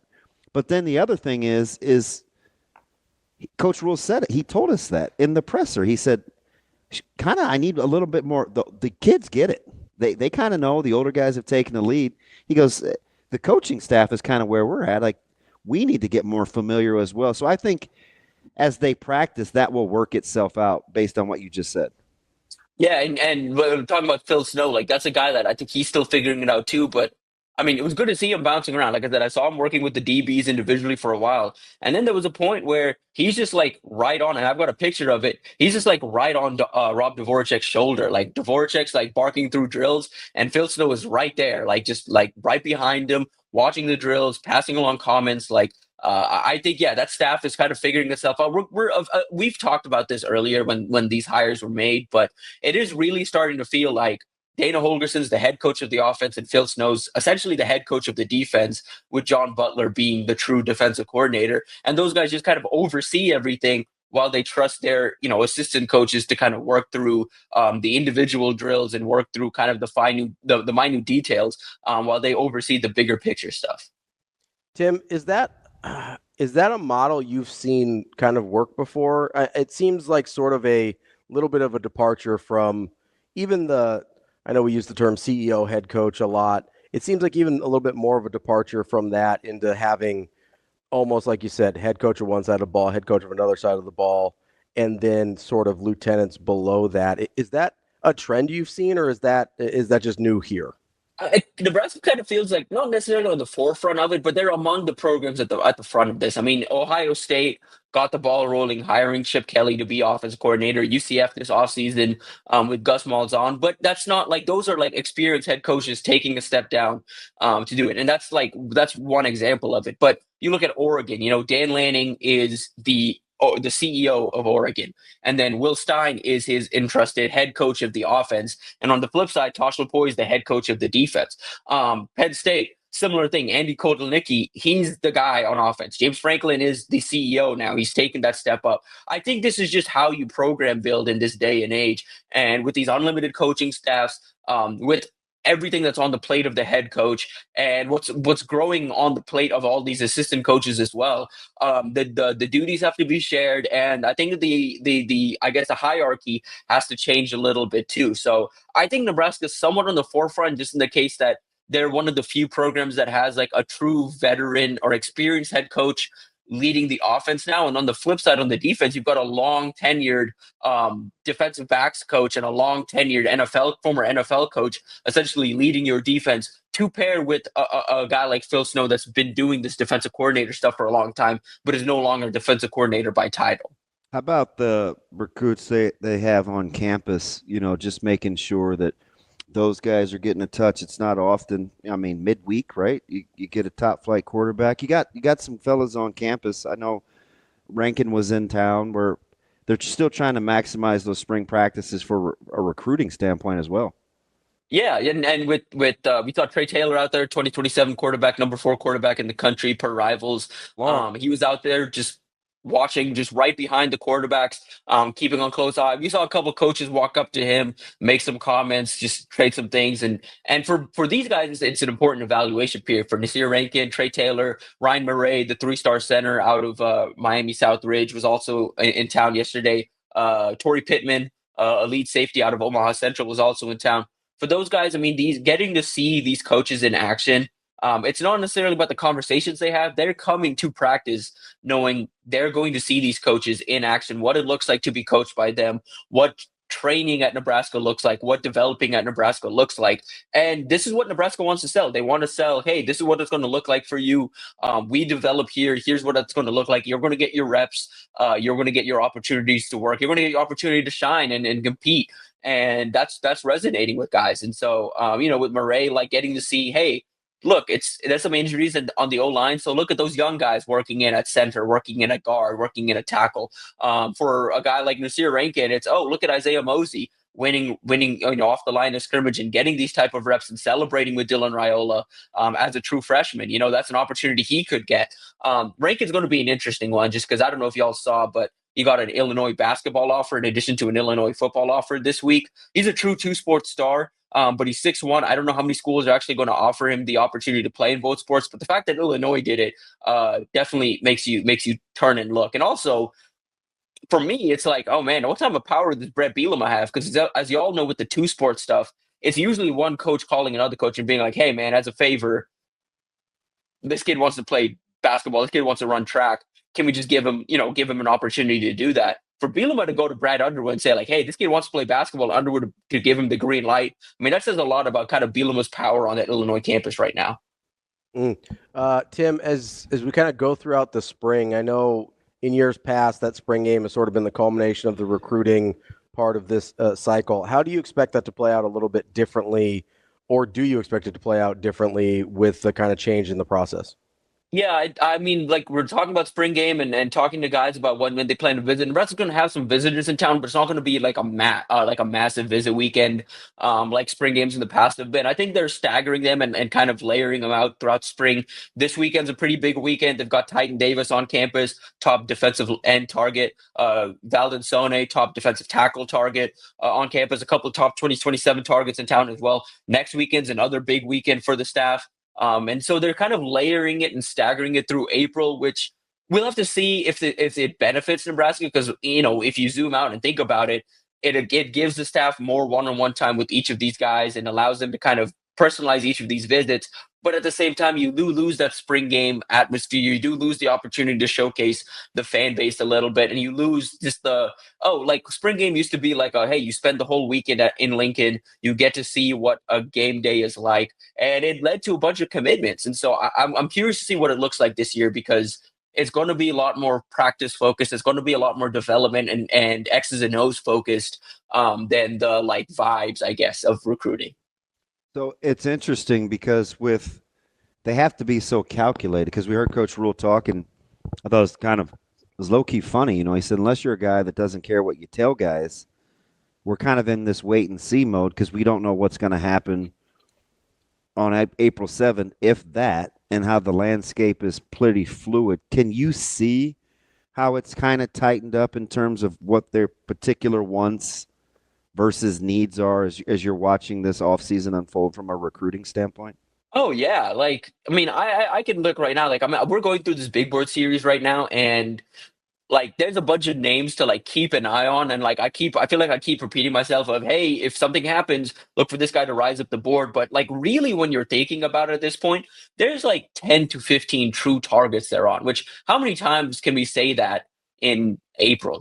Typically that list is at least two to three times that, just in terms of you cast a wide net and you figure out the hierarchy, and then you start to whittle down through official visit season. I mean, there's the guys that are officially visiting and scheduled to official visit this summer, those are essentially the guys for Nebraska. Plus, you add in like a Titan Davis, Valdon Sone, who I do expect to OV this summer. Add in a couple of receivers I think will end up OVing this summer as well. But overall, it's like, yeah, there's like a small time, like it's a smaller group of high school recruits they're focused on, just because from their standpoint, they don't know how many numbers they're going to have, and they don't know how much NIL and how much they're going to be able to just divest and invest in these guys. Because you got, like, for example, a recruitment like Ryan Mosley. Nebraska just made that top 5. They're battling top SEC programs like Georgia, Texas A&M, South Carolina, so on and so forth. You need to have your NIL ducks in a row to win that recruitment. And right now, I just don't know if Nebraska is like ready and willing to spend that type of money, because they don't know how they're going to be able to allocate it for the summer. That's just something that's going to have to get figured out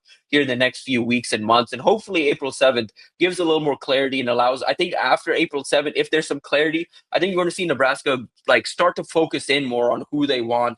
And I think you're going to start to see guys come off the board too. Like we're here in the end of March, and they've got 3 commits, and I'd say honestly 2, just because I Devion is a situation right now that's something to monitor. But it's just kind of it's weird right now. They've only got 3 commits. One's a legacy. One's CJ Bronaugh, who's still evaluating other things. The class is off to a pretty slow start right now, and it's you look around college football, there's a reason for that.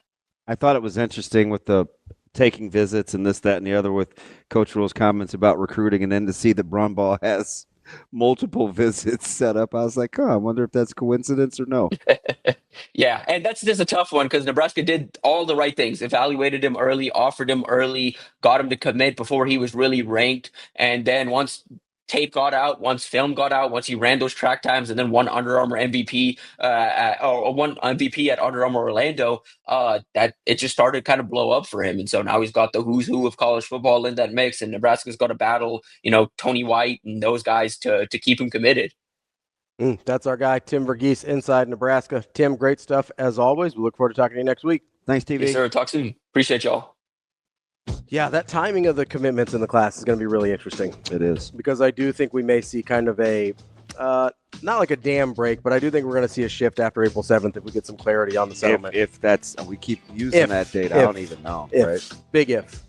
Big IF. Different than OF. That's DB. I'm Ravi Lulla. We'll be back. More at Sports Only Live. fathers?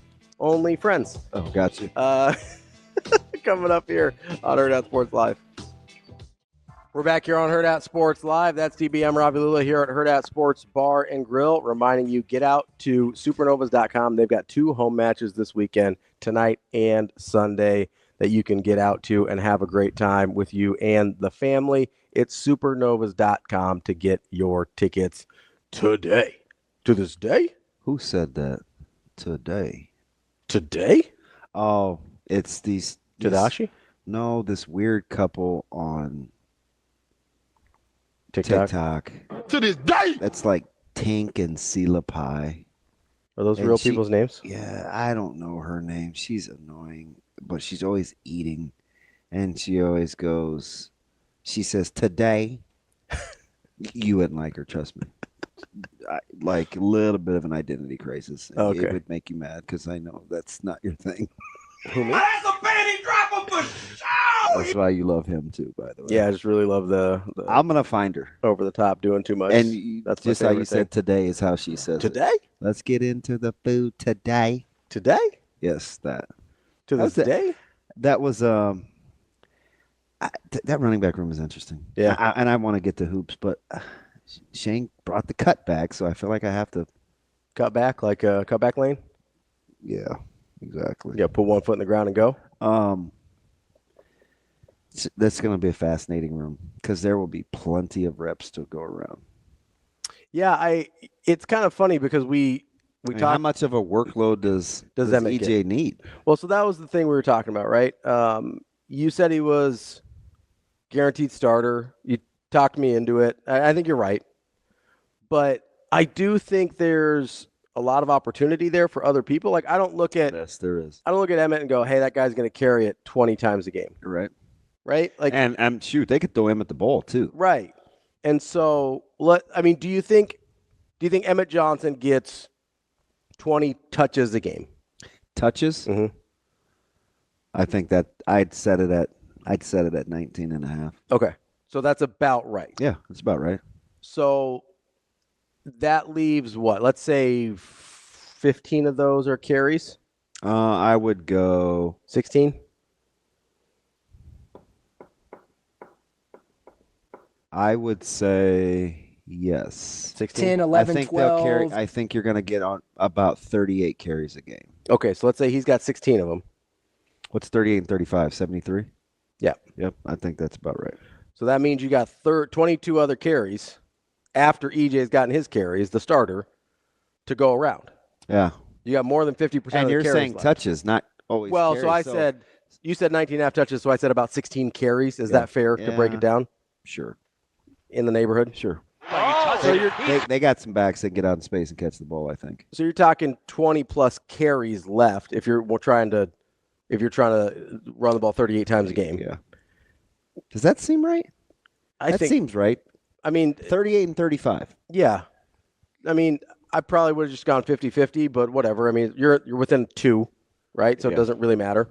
But if you're talking about 36 to 38 carries a game, that means you got 20 plus carries that are going to somebody other than EJ, right? And that means you probably have another 3 to 8 pass attempts that are going to go to somebody other than EJ out of the backfield.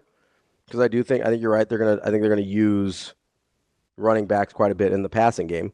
So you're talking almost another 30 touches going to somebody other than EJ? That's too many. 25? In my head. It's too many. Okay. 25? 20 to 25 extra touches Sure. going to other people? Sure. So that's a decent amount of workload to go around. Yeah, there's going to be some hand sweeps with wide receivers probably. Mm-hmm. But yeah, I mean, somebody's got 10 other carries a game in them. Yeah, I mean they're going to have to, right? So, like that, I feel pretty good about that number. So who's that going to be, right? You've got Mekhi Nelson, obviously, who we both like. We think Jamarion's probably not ready. Oh, Maybe maybe looks a little bigger than we thought. it's pretty good. And then Quentin, Yeah, are probably your 4 guys, right? So I think Quentin might be more situational at this point. No, No? I think he can run the offense. Okay. I He think is he the can- biggest back. That's why I said that. I think, which is strange to say. If you'd have told me that a year and a half ago, I'd have been like, that guy. But he has changed his body dramatically. And Rule said he's what, 210, a little over? And I was glad to see or hear Coach Holgerson talk about his December. Mhm. Because I was trying to give it clarity yesterday and what I felt leading up to the bowl game. And I said it again yesterday about him kind of seeing it. He got specific. He can say some things that I can't say, but I do think there was a stretch during those bowl game practices and late that last couple of weeks in the season where it kind of got different for him. So And Coach Holgerson reiterated that yesterday when he talked about his December. you think Quentin is one of those guys, and the running back room seems like a good place to talk about this. You think Quentin was one of those guys that started, like the game started to slow down for him, he started to see it a little bit better, or he was finally able to put in the daily rigor I think that he you talk understood about? the rigor. I think he understood the rigor and what was being asked of him. Sometimes you just have to learn how to be a professional, right? You got to see it every day. And it's hard for guys, and it's really the key. When you want to build depth, because I'm going to tell you something. People too often put development on coaches. It goes in stages. Sure. Right? Development mainly starts with the player. You cannot just lift weights and go to practice and think you're going to get better. This is not how it works. It's what else are you doing? Then your coach comes in and he levels you up. Okay, you're at a certain spot. He gives you more tools in your tool bag. Then you have to go back on your own and go to work own your on those skill tools, and go to work on your skills. Then he'll come back and then you do it again. Like the majority of development starts with the player, in my opinion. I think that's fair. It's just, I mean, Mitch Ballack wasn't a great shooter because of what he did at practice. Yeah. And when people were watching. That's every great shooter ever. Yeah. Mitch Ballack was a guy that was like, hey, I need an open gym during COVID. Can you help? Right? you get the sense that Mitch Bauer is interested in developing. Yeah. So that's what I think.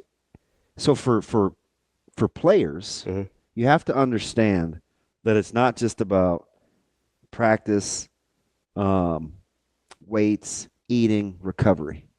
What are you doing with your downtime? How do you utilize it? Is it active? Are you like, there's parts of that, right? I look at some of these guys from a technique standpoint. It's like, ooh, just a few more tweaks. Stay with it. Just level up. Don't just want to come back and do it the next day. Come back and learn from what the previous day was. And when you start to stack days, I said this to Jay yesterday, Foreman, when you start to stack days, you'll get to a point where when you don't, you'll feel a certain way about it. Like, man, that wasn't a good day today. Yeah. Like you'll just know it doesn't feel right. Right. You just will. Yeah, I do wonder what the balance is, or what the what the split would be percentage-wise of when we're waiting for guys to figure it out, how much of it is waiting for the game to slow down. And not just football, right? Maybe like Fedor is a good example of this in for Creighton too, right?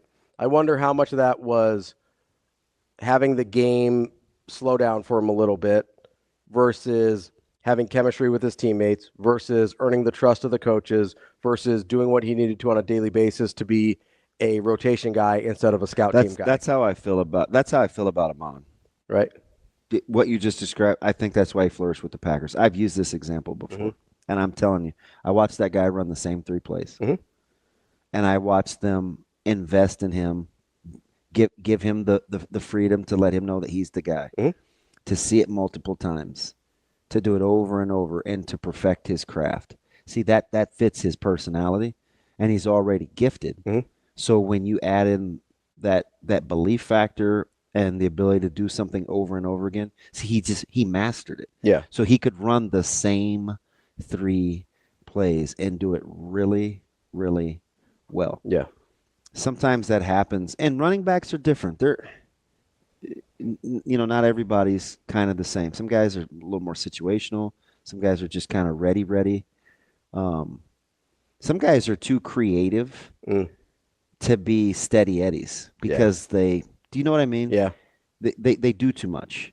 It's like being a 6-man. Some 6 men just can't be starters. Yeah. Right? They like their role. They like their role as a bucket getter off the bench. It's not the same when you start the first floor of the game. So I think finding out how to use those guys from a depth standpoint really matters, because backs are different. But everybody says the same thing, and it's not true. Well, you need to allow them to get into a rhythm. Some guys are like that. Not everybody does. Some guys aren't. Yeah. It just depends. Yeah, I mean,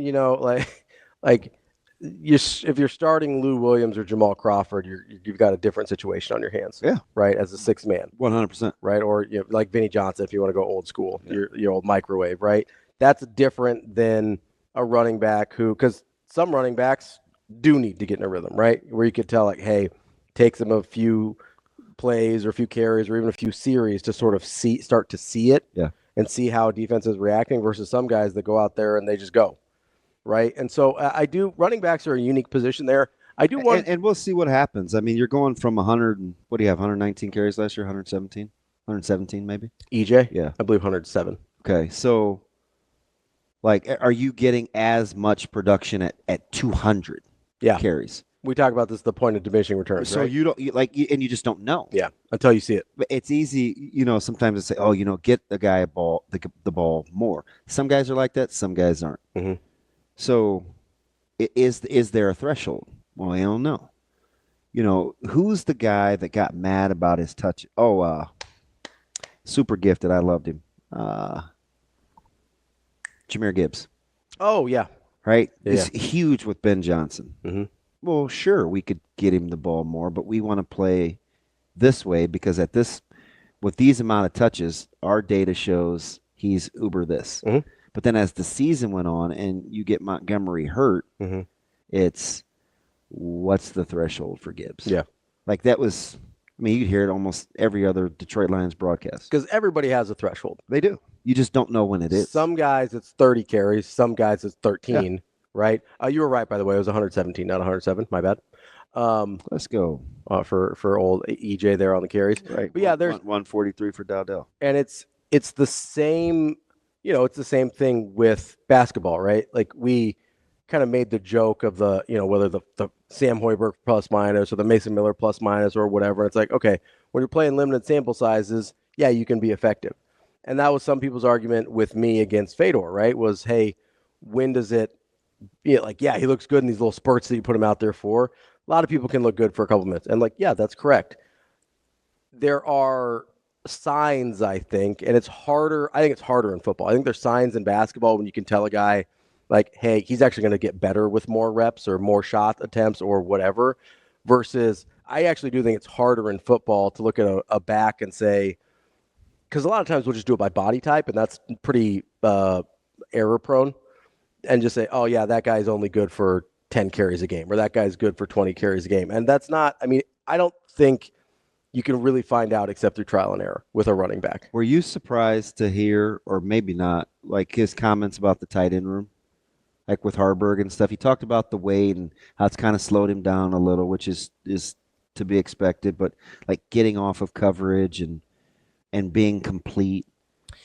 Yeah, and I guess that was... I just go back to our conversation we had about starters. So that was my hesitation about it, because it's just a different thing, right, that I don't know. And actually, when you said that, it got me to say Lindemeyer. Yeah, and I like... you processed through it, right? You're like, I don't know. Yeah. I was like, let me back up for you. And I don't know how he's going to be used, and I don't know how his body's going to react, and I know that Lindemeyer can be good. He is significantly bigger, though. Heinrich? Yes. Yeah.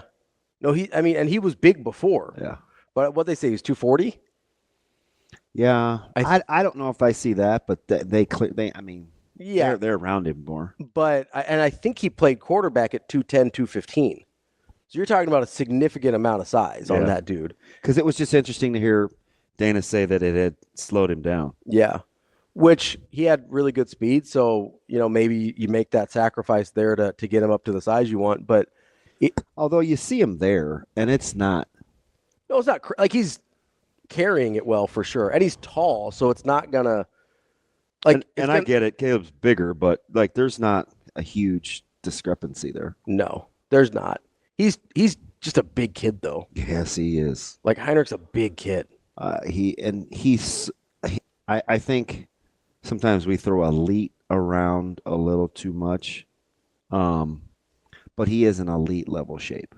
Yeah, like really great fitness. He can play hard for a long time. And I don't know that I would go elite on this, but I think he does have very good size measurable combination. Yeah, right. You're right. Like, probably not elite level, but really good. I mean, he's a 300. He's a hurdler. Yeah. Right. I mean, which at that size is kind of bonkers. Well, he wasn't that. No, but I mean, even the height, like that's like 100%. Yeah. Because he's always been a big framed kid, even though he wasn't. And I gave it away the other day when I said the room I may spend time in. Mm-hmm. That tight end room is fascinating. Yes, and it's pretty good. Yeah, it is. It is well coached. Gonna be competitive. Yes, it is. It is well coached. How many guys? Like, if I gave you an over under on how many guys they would play, what's that number on offense? I assume they might get some special teams reps or whatever. But how many different tight ends are going to play?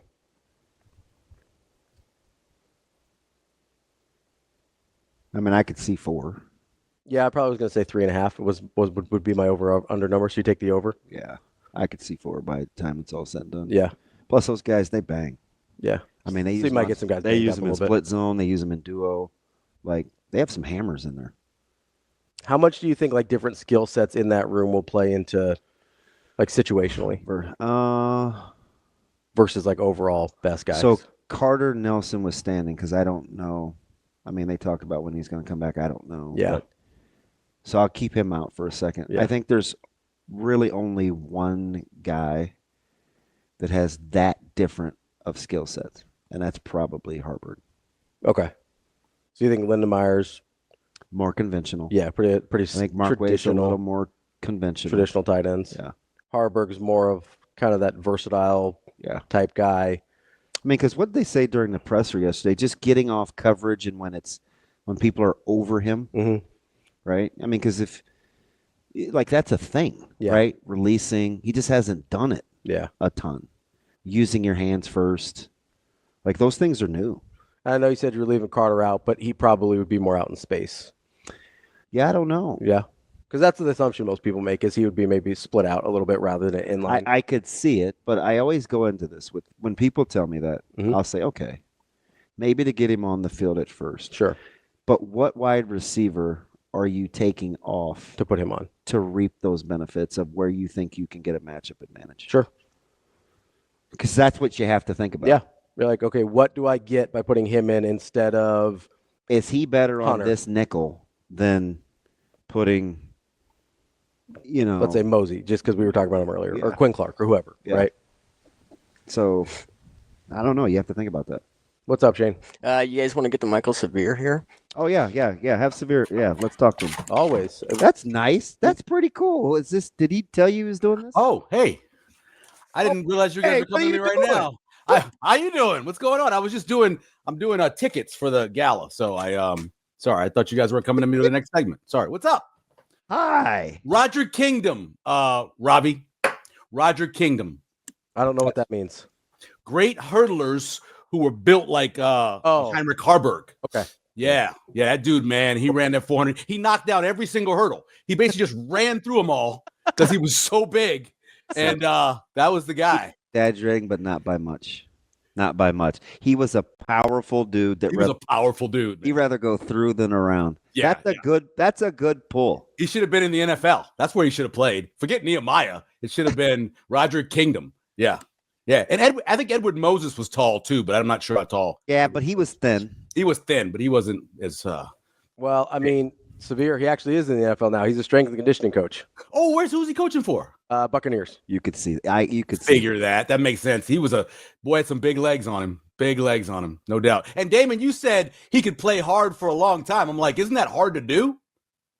I mean, with a cup on or without a cup on? Oh, Lord. See, that was Shano back in the day. He'd have cut that out. What's happening? Shano would have cut that out. Yes, he would have. By the way, Shano kept knocking the hurdles over. Or he texted me. That would be painful. He texts me the link. I'm like, what am I gonna do with the text? You DM the link. Is he slipping? Honestly, he's old now. So he's okay.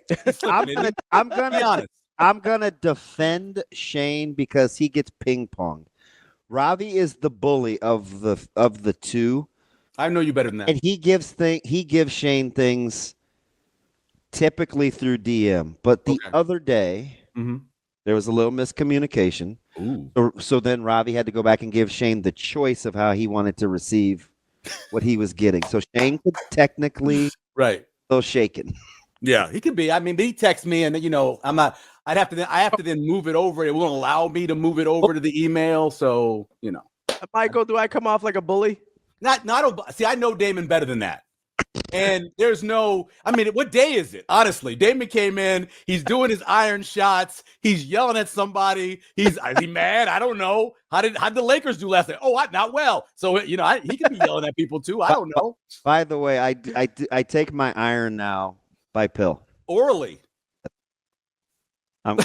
Some people prefer that. Yes, from what I've heard. The pills. The pills, definitely. Yeah. Because not everybody likes shots, My wife never understood how you took the shots. She's like, I can't believe he takes the shots every day. I'm like, he does the shot right in his stomach. Yeah. Or leg or wherever. Yeah, wherever. I wasn't watching it. By the way, to my defense. Tim, like we had Tim on at 8. I always text him the link. Yeah. We had Ball on yesterday. I always text him. They use their phone. I'm 55, being 56 soon. I have a desktop. I think Tim was on. You know how I know you're right. And I hate saying that you're right out loud. It's the same thing with Jessica. She's kind of hip and cool.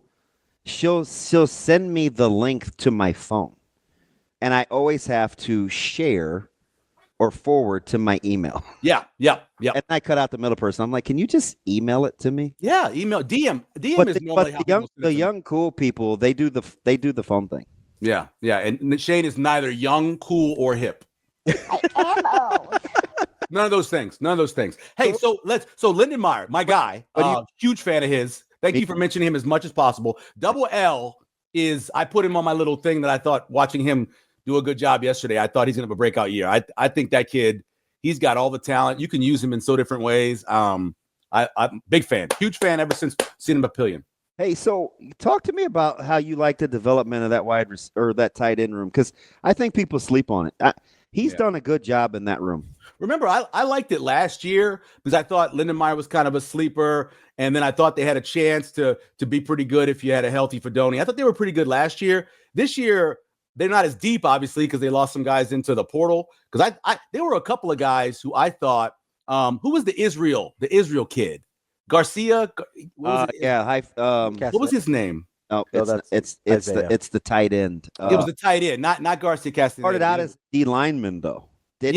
Well, but when he came in as a tight end, and I thought, ooh, he could be a really good tight end. And then I thought Neil Smith kid could be a good. I thought he could build up to be a tight end too. So I thought that room had a chance last year with the young kids. But no, I think Lindenmeyer. I think he is a guy that can be, and I know Tyler Warren gets all the credit in the world for being whatever, but I think you can use him that way. He could dominate the middle of the field. You saw him yesterday. He got a flag on him for pushing off, but he could do that. They'll give him that all day long. Ishmael Smith Flores. That's who you were thinking. Yeah, thank you. Yeah, I thought that kid had a chance to develop into a good tight end, but obviously, Kobe. What did you like yesterday? I liked a lot. I love the running backs catching the ball out of the backfield.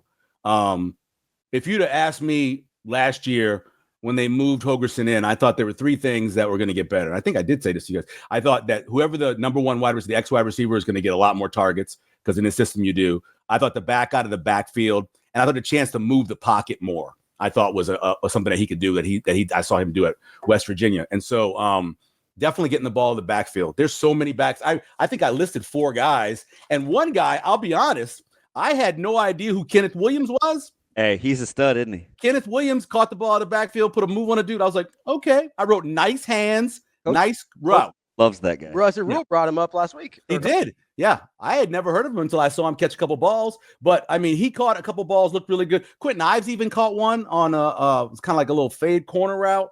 Mekhi Nelson looks dynamic, man. He is so quick. Looks like Jamal Charles a little bit. I mean, he looked good out there. He's silly. He is. He's got some talent in him. He definitely does. He's going to make guys look bad on jerk routes. Hey, you know what I like? He defies the whole light skin thing because he's not that nice. Hey, I don't know about how many light-skinned people are always nice. He's one of those pretty guys that is not that nice. Yeah. Well, where he from? Where's he from? He's a tough, mean kind of. He's a dog. My kid just did a whole thing on environment versus how you're born, all that stuff. He did that, and I truly believe it's you're born evil, but a place where you're living. Hey, he's a Pennsylvania kid. I mean, all Pennsylvania people are mean, man. It's just part of part of growing up. Look at this one. Oh yeah, no count. mean as a rattlesnake. Pennsylvania people, man, and Wilkes-Barre too. They get no respect. Hey, I'm not even supposed to talk about this, but I gotta slide this in.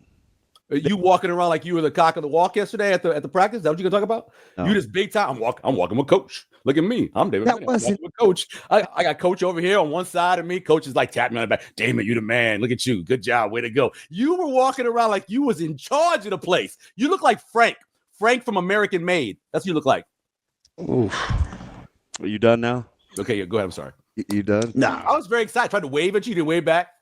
I remember you can't see, so I was like, he couldn't see. Yeah, I don't know if I saw you. He didn't know who that was.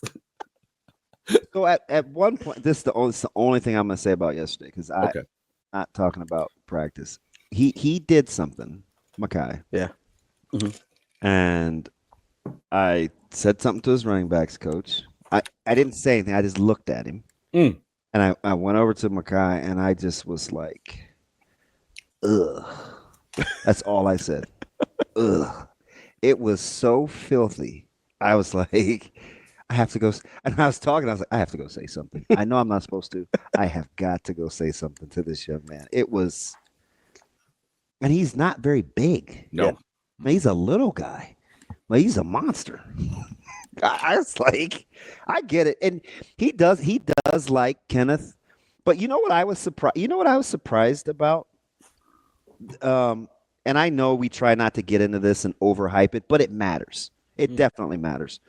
Their body types, if you can't, because if they were frumpy and not built well, then we would use it as a negative. But when you look at their change in body types, I mean, come on, man. They look at the O-line. Look at the O-line. The whole O-line. The whole O-line, man. They were right in front of me for the majority of the time. You know, I still had the binoculars out too because I'm getting old. And I was looking at it and I was like, dude, these are some big fellas. And they're all, remember, I used to get mad because they didn't have no definition back here. It used to drive me nuts. I'm like, I have definition. I don't even lift no weights. They had no definition. They all got definition now, bro. Every one of them got some tricep. They don't tricep presses. I just like the fact that the new guys don't look that much different. You know, so I don't look at KP and Spindler and I'm like, oh, there's so much better. Like, I'm pleasantly surprised with the O-line, even though they've been so banged up. You know, I was a little upset about, and I know this is a pet peeve of mine, but New Orleans' legs, man, they skinny. Is he not doing any leg presses, or is it just like his body? Sometimes I know some people are genetically legs just don't get big, but he got this big old trunk and he got these little old legs, which kind of scare me because those guys a lot of times, well, they can be injury prone, obviously, and sometimes they get knocked off balance because they don't have big legs. Do you like how much teaching there is? Oh, yeah. I thought Braden, man, he was working. Again, I get binoculars there on the other side of the field, and he was just working that simple concept. You know, it's a 3-on-1 where the guy pulls or comes around a T stunt. And I was like, man, he was coaching them up, and each one of them. And if you did well, you know, huge congratulations. If you did poorly, he worked with you, made you do it again. I thought, a lot of good coaching out there. Even having Snow out there working with some of the defensive backs, I thought was really good too, having a wise guy out there like that. I watched this little number 28 kid out there. He looked good. He looked pretty good. He's kind of thick. He's thicker than I remember him being. Just putting on a muscle. He's going to play in the post, like that post safety. Okay. He's going to heavy dime. He's going to have to get his little narrow behind down in the box. Yeah. I was impressed by, this is something you used to talk about all the time. Like who are going to be the dogs, which side of the ball? Those defensive backs, they had a day. And I know we always show all the highlights of the wide receivers catching the ball, but they had so many knockdowns. They had a couple flags thrown on them, but they were aggressive. They were hyped. They were jumping up, giving you nothing from you. Other defensive backs impressed me. Yeah, I always, but I'm going to need that to change back. I need some offensive guys on that side of the ball too to clap back because I like balance. You know, because DB is always kind of what they do. I need some D linemen, I need some O linemen, and I need some wide receivers. Well, you know who impresses you when you just watch him move is Keona Davis. Like, just watch him physically. We say the word athlete sometimes, and that doesn't necessarily mean that you shoot the ball well or you can throw the ball well. Sometimes just the way you carry yourself, you look athletic. And that's what I see in him. He just looks really athletic, really athletic. He has some Julius Peppers to him. Real. So that's one of the greatest athletes in the history of the NFL. You know why I say that? Seriously, one of the greatest athletes in the history of the NFL. Give it context so people don't think, because I'm definitely not in the Kool-Aid camp yet. They got a ton. Sure. Right. I like the fact that his footwork is outstanding, but he's still he's so young that once you teach him, like he's going to be that much. I mean, what Pep did in college was a lot of natural. Sure. That's a lot of what KD's doing now. Like, wait till he gets the technical stuff, right? Where, I mean, head down, you get down, or you don't feel pressure, man, squeeze. Don't get vertical. Like those little things that you're going to learn through experience. And sometimes he's a lot like Shavers, where sometimes last year you'd see those guys were good enough athletically to make the play, but they didn't do it right. And you can only have so many of those. Yeah. You know what I mean? Levante David his first year. Yeah, you can only have so many of those before defensively it just him. Schaefer's as a drop linebacker has got great footwork. I watched him on that drill they ran over every time he went through his time. I'm like, he's got really good drop. What was the first thing you saw from him, or just in general? In general. Well, the defense was out there when we got out there first, so it was just the defense initially. And I was trying to watch I watched the defensive linemen the majority of the time they were out there, and then I watched the defensive backs until the offense came out and they started going. But the number one thing, the body types were big. I agree with that. I circled a bunch of guys that stood out in terms of their size and just the look. Once the offense came out, I know you said he looked similar to the other ones, but Elijah Pritchard, though, is built like a man. He looks like a 28-year-old man out there. He's impressive looking. I always like the guys where it's hard to see what their number really is. It's just kind of like, scrunched. It is. And a lot of guys, there are a lot more guys like that now. You had to wait, for them to turn so you can see actually what their number is, even with the binoculars. I thought that the practice looked crisp to me. I love that they let us see the one-on-one, the wide receiver, cornerback battles. That's always fun to watch. It was only like, what was it, 20, 25 minutes, something like that. But I thought you got a chance to see a lot of stuff. They do that a lot. I think it helps. Rumor control is helped by fact. So you don't have as many rumors when you have facts. So allow people to see so then they're not getting in the whole rumor mill of what's happening. Hey, listen to this, though. Yeah. Is Cam Ward going one now? Yeah. Oh, yeah, definitely. Yeah, definitely. I tweeted somebody yesterday the top 10 that I kind of thought was what's going to happen. I didn't put Shador in there. And I know a lot of people are still putting him maybe at 2 or maybe making the Giants move or something like that. But I don't think Shador, I think he drops out of the top 10 unless somebody stupid like the Saints take him. Do you believe me now when I said the difference between Jackson Dart being 2 and Sanders being 1? It was closer with Dart. I think it's close, but the more I watch a Dart, the more I don't know how smart he is. No, I'm serious. I watch him do things. It's his style. He's constantly coming forward. You could see he would be a little slingerish. Friendly system, though. I mean, you're the system with an offensive coordinator or a guy who's the head coach who's one of the greatest play callers in terms of throwing ball. And still, he made huge mistakes. And he didn't do well. I thought going back again, watching some more of his tape, I didn't think he made the easy throw great, which always scares me because that was the problem. That's the problem with a lot of these guys is they don't make the easy throw.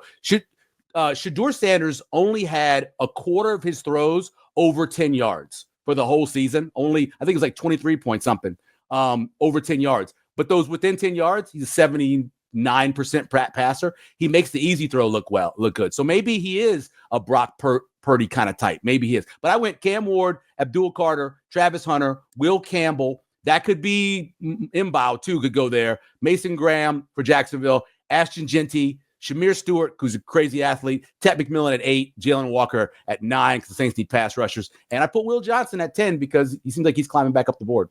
Yeah, I didn't believe. So 3 weeks ago, I told Ravi, I don't believe the smoke behind Will Johnson falling to 18, 19, 20. Somebody, you're doing drugs. You can't care about the 40 that much. And I know he's not running it, but everybody knows he's not running it because he's not fast. But he's a technician.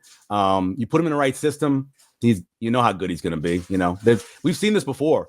We saw it a couple years ago with the the LSU corner, the one who had a great freshman and sophomore year, then was injured his whole junior year. And they're like, oh, I don't know about him. And then he came out and he's a good player now. But I think sometimes they worry too much about your injured year. And Will Johnson was hurt all year last year. So you got to make up for that. I got to get you out of here on this because the Dodgers question my fandom with signing Jeff Kent. And, yeah. The Lakers when they first LeBron. I'm cool with Ohtani as a Dodger. Sure. But I'm just telling you, if the Steelers do anything with Jalen Milroe, I'm out. Out. I know. I don't believe you. I know. You're not going to be out. I know that. You'll be upset. Here's the good news. Okay, here's the good news. Let me give you the good from Jalen Milroe because I know what the bad is. He is an academic All-American, right? Academic Heisman finalist guy. Grew up with 2 parents who both were in the military, so he's disciplined. He's a great athlete, a fantastic athlete. I think you can find a place to play him in the NFL. I don't know if it's quarterback, but after all of that, and after all we watched with Jalen Hurts, and after all we watched on his development, if it's 3rd round, I would give him a shot. I think the Saints picked 71 maybe or 81, something like that in the 3rd round. I probably would give a shot in the 3rd round. Yeah, and figure something out. You get a wide receiver or a DB and an offensive lineman, sure, knock yourself out. Yeah, if you get all that first, then take Jalen Milroe, right? Yeah. Is that what you're saying? I mean, as a mid-round guy, you could get all that first. You can get all that first. Yeah, sure. You can be good. Lose our second? No. And you guys do a great job, and I've always said this, of letting people fall to you.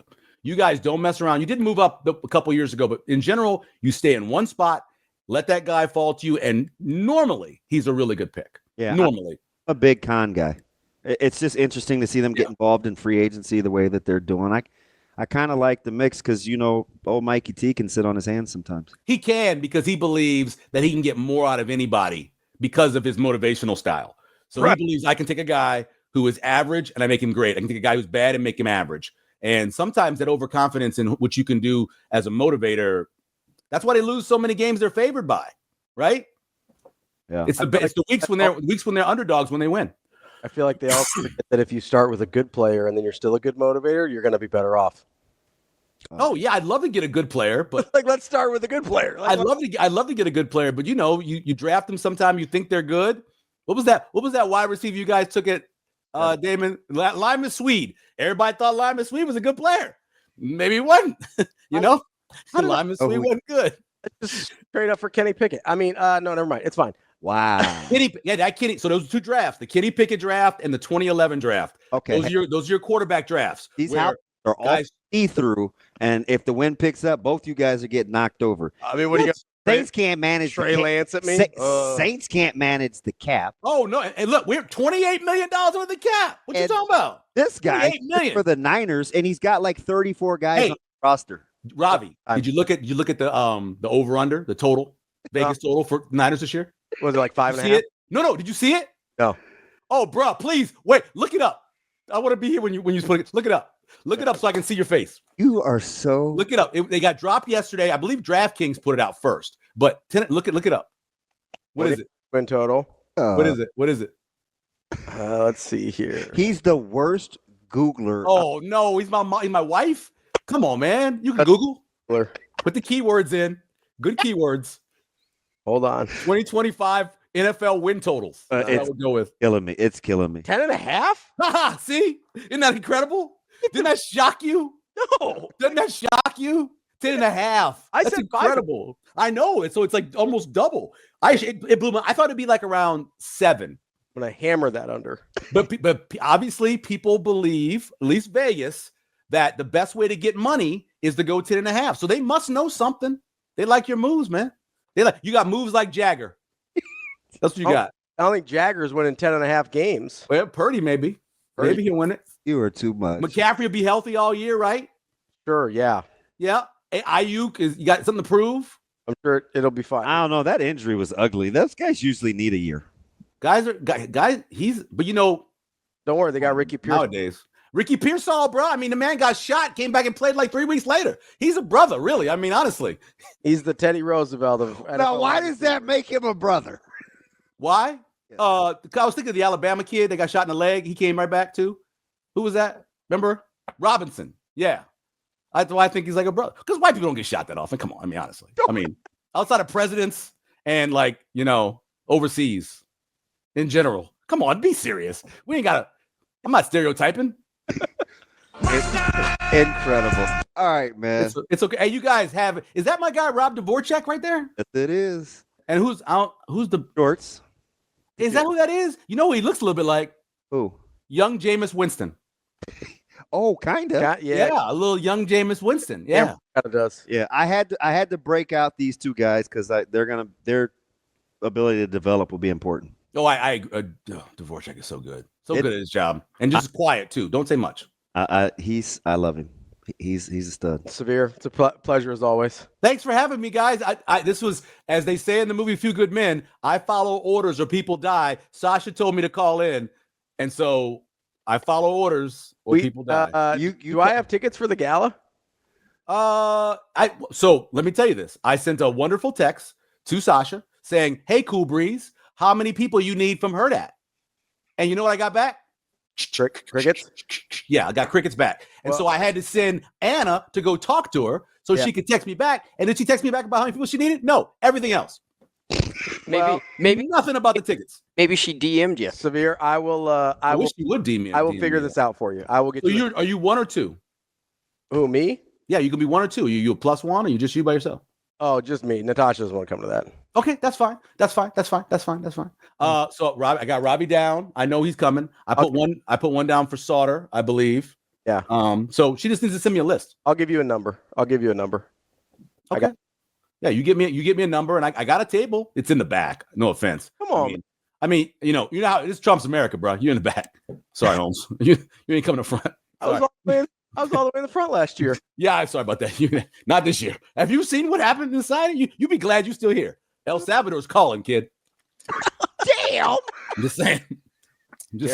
Start carrying around my passport. I used to do it all the time when I used to go out to California in the summer. I'd always have an ID with me because I'm pretty Mexican looking. Pretty Mexican looking, and they're like, "Hey, how you get over here?" I'm like, "I was born here." Yeah, sure you were.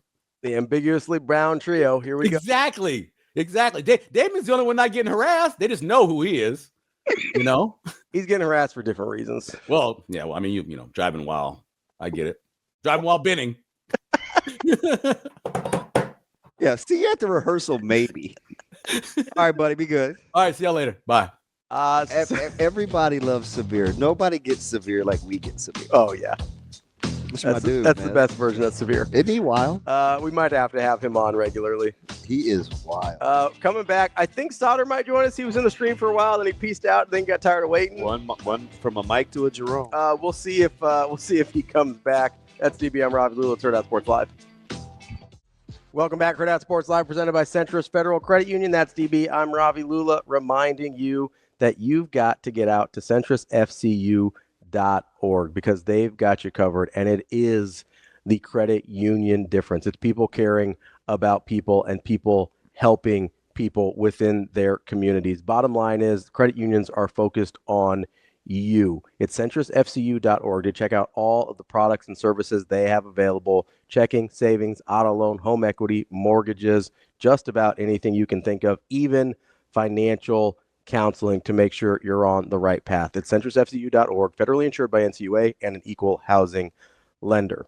You want to get a little hoops here, DB? Yeah, we can do that. There's some basketball going on. Do you like my mic? Is that okay?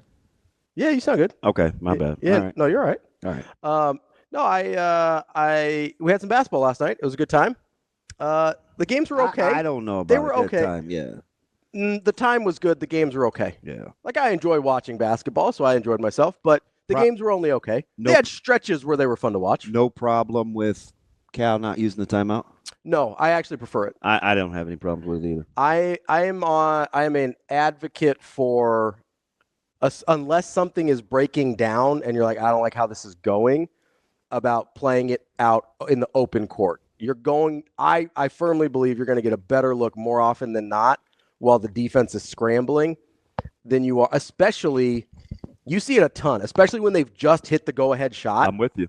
They just hit the go-ahead shot. There's a tendency to be like, oh, shoot, we're going to win the game. And then they have that half-second delay. There's a scramble to get back on defense. You're going to get a better shot in that situation more often than setting something up. And I thought his answer was fantastic. He's like, yeah, 99% of the time that's what I would do. But given the outcome, sure, it'd be easy to say I'd like to use the timeout. No. But I liked his explanation and kind of walking through what he's thinking. He's like, that typically works for me, in my experience. Open court play in that, I think, is the better option. I thought he was extremely good. And let's not pretend like any of us think that Cal is particularly gifted on the X's and O's. Yeah.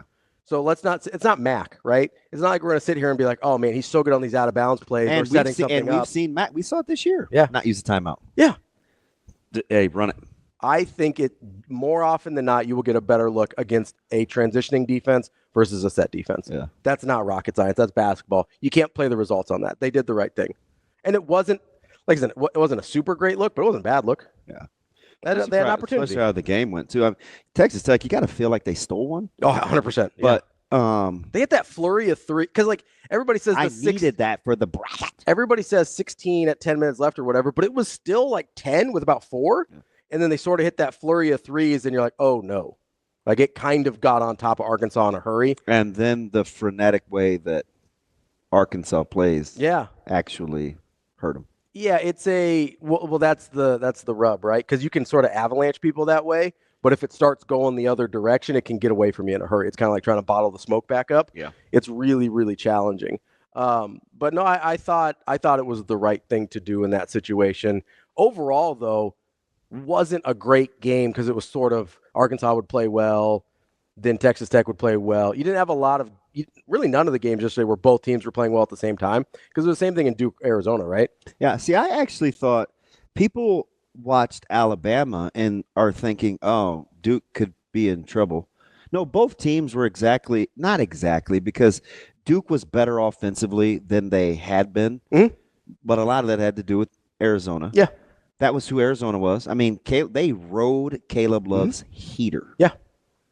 I mean, they live and die with him most of the time. I mean, he had that 3-game run for him was really, really good. And I'm not a fan. I've seen that before. Yeah, I've seen it, and I'm still not a fan. But the good that, like, when he's good, it looks like that, and you look like you can beat almost anybody. Yeah, and so I was surprised Duke let it get as close as it did down the stretch. Me too.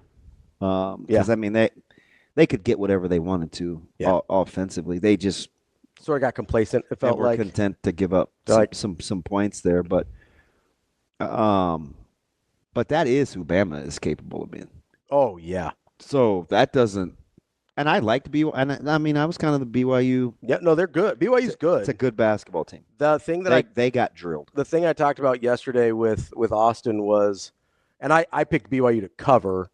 I thought the one thing that could get away from them was that pace can wear on you, right? And we saw that because it was sort of a slow bleed at first, and then they bled out, right? It was like, hey, they're kind of staying within 3 to 5, and then they were staying in within 5 to 8, and then the dam broke, and they didn't have anything left, and it ends up being a 20-point game or whatever. But yeah, Alabama's super capable. And this is the other thing I kind of had to guard myself against with Alabama, is not everybody's going to be able to dice them up the way Florida does, right? And that's hard to get out of my mind, just seeing Florida run layup lines to the hoop against Alabama, because I'm like, oh man, they're terrible defensively. Then I look at Ken Palm, I'm like, well, they're top 30. That's actually pretty good. When's the last time you've seen a head coach handle the situation of a good basketball team like Willard did? Oh, in what sense? Like his coaching deal, or just kind of, or just coaching the game? It just seemed to sabotage the whole deal. Yeah, I don't have an example off the top of my head, to be honest. That would be really hard. And I don't know what he's telling the players. I don't either. You know, maybe he could very well be telling these guys, say, listen, you're going to hear a lot of things. This is some gamesmanship. I really want to get to the administration.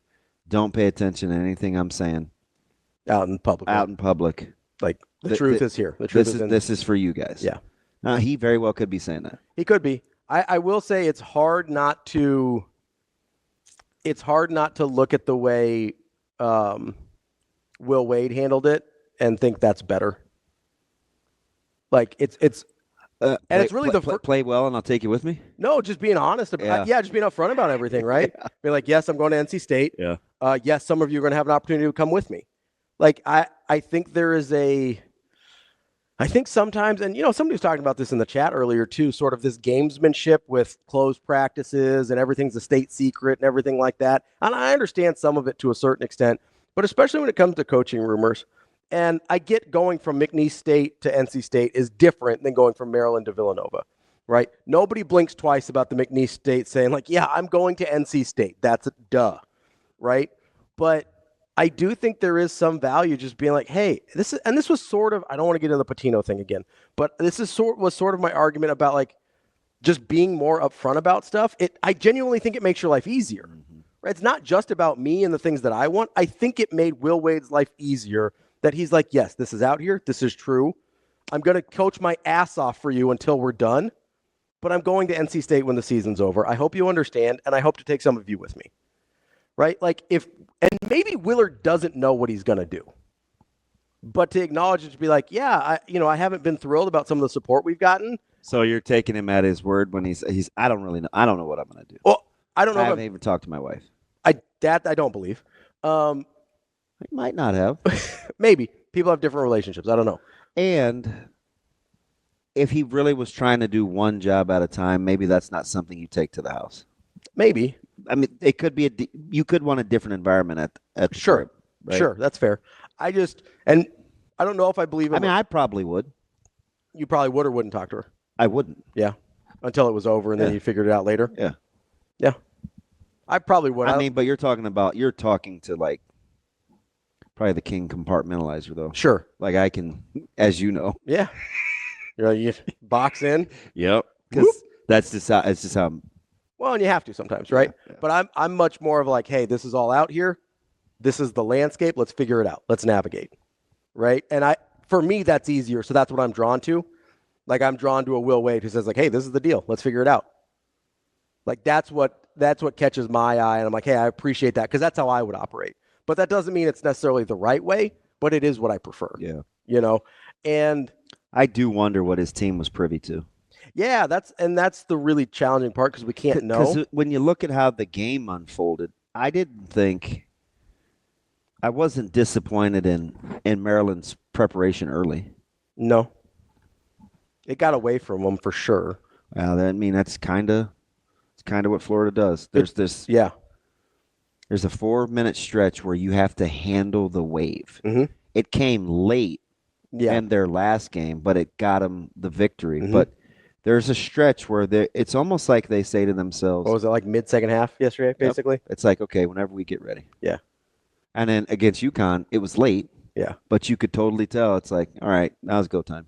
Yeah, and I don't know for them if it's like a switch, because some teams that know they're really good will sort of consciously flip the switch, or if it's one of those where it's like, hey, if we stay at it, eventually it will come. Yeah, and I think those things are different. I don't know which one it is for Florida. I could see the consistency of just sustained good play. Yeah. Like if we just continue, it's we talked about this with wrestling the other day, right? Where you can't lose focus for a second. That's sort of how it is playing Florida, right? If you lose focus for like a 2-3 minute stretch, that one's going to get away from you. That's what happened to Creighton against Auburn, right? They didn't really have it. They didn't play their best for about a 4-minute stretch in the second half, gets away from them. Boom, it's over. Same thing happening in St. John's in the Big East Championship. Should that Michigan game be more than 8.5? Is that what it is right now? What does Kenneth have it? Yesterday, I believe he had it at 8. Kenneth? Let me see if it's changed. Kenneth Pomeranian. No, that's a dog. Pomeroy. Yeah, he's got it at 8, 80-72. So 8.5's right. I mean, or close. Okay. What do you like tonight? I definitely like Tennessee. Okay. I don't think they should be favored. You don't think Kentucky should be, or you don't think Tennessee should be favored? No.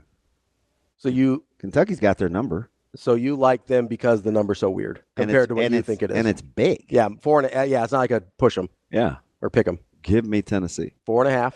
Yeah, every day is all day till the cows come home. Ole Miss, Michigan State. Boo. What's the number? 3.5. Ooh, that's actually what's Kenneth have that? That seems about right. Yeah.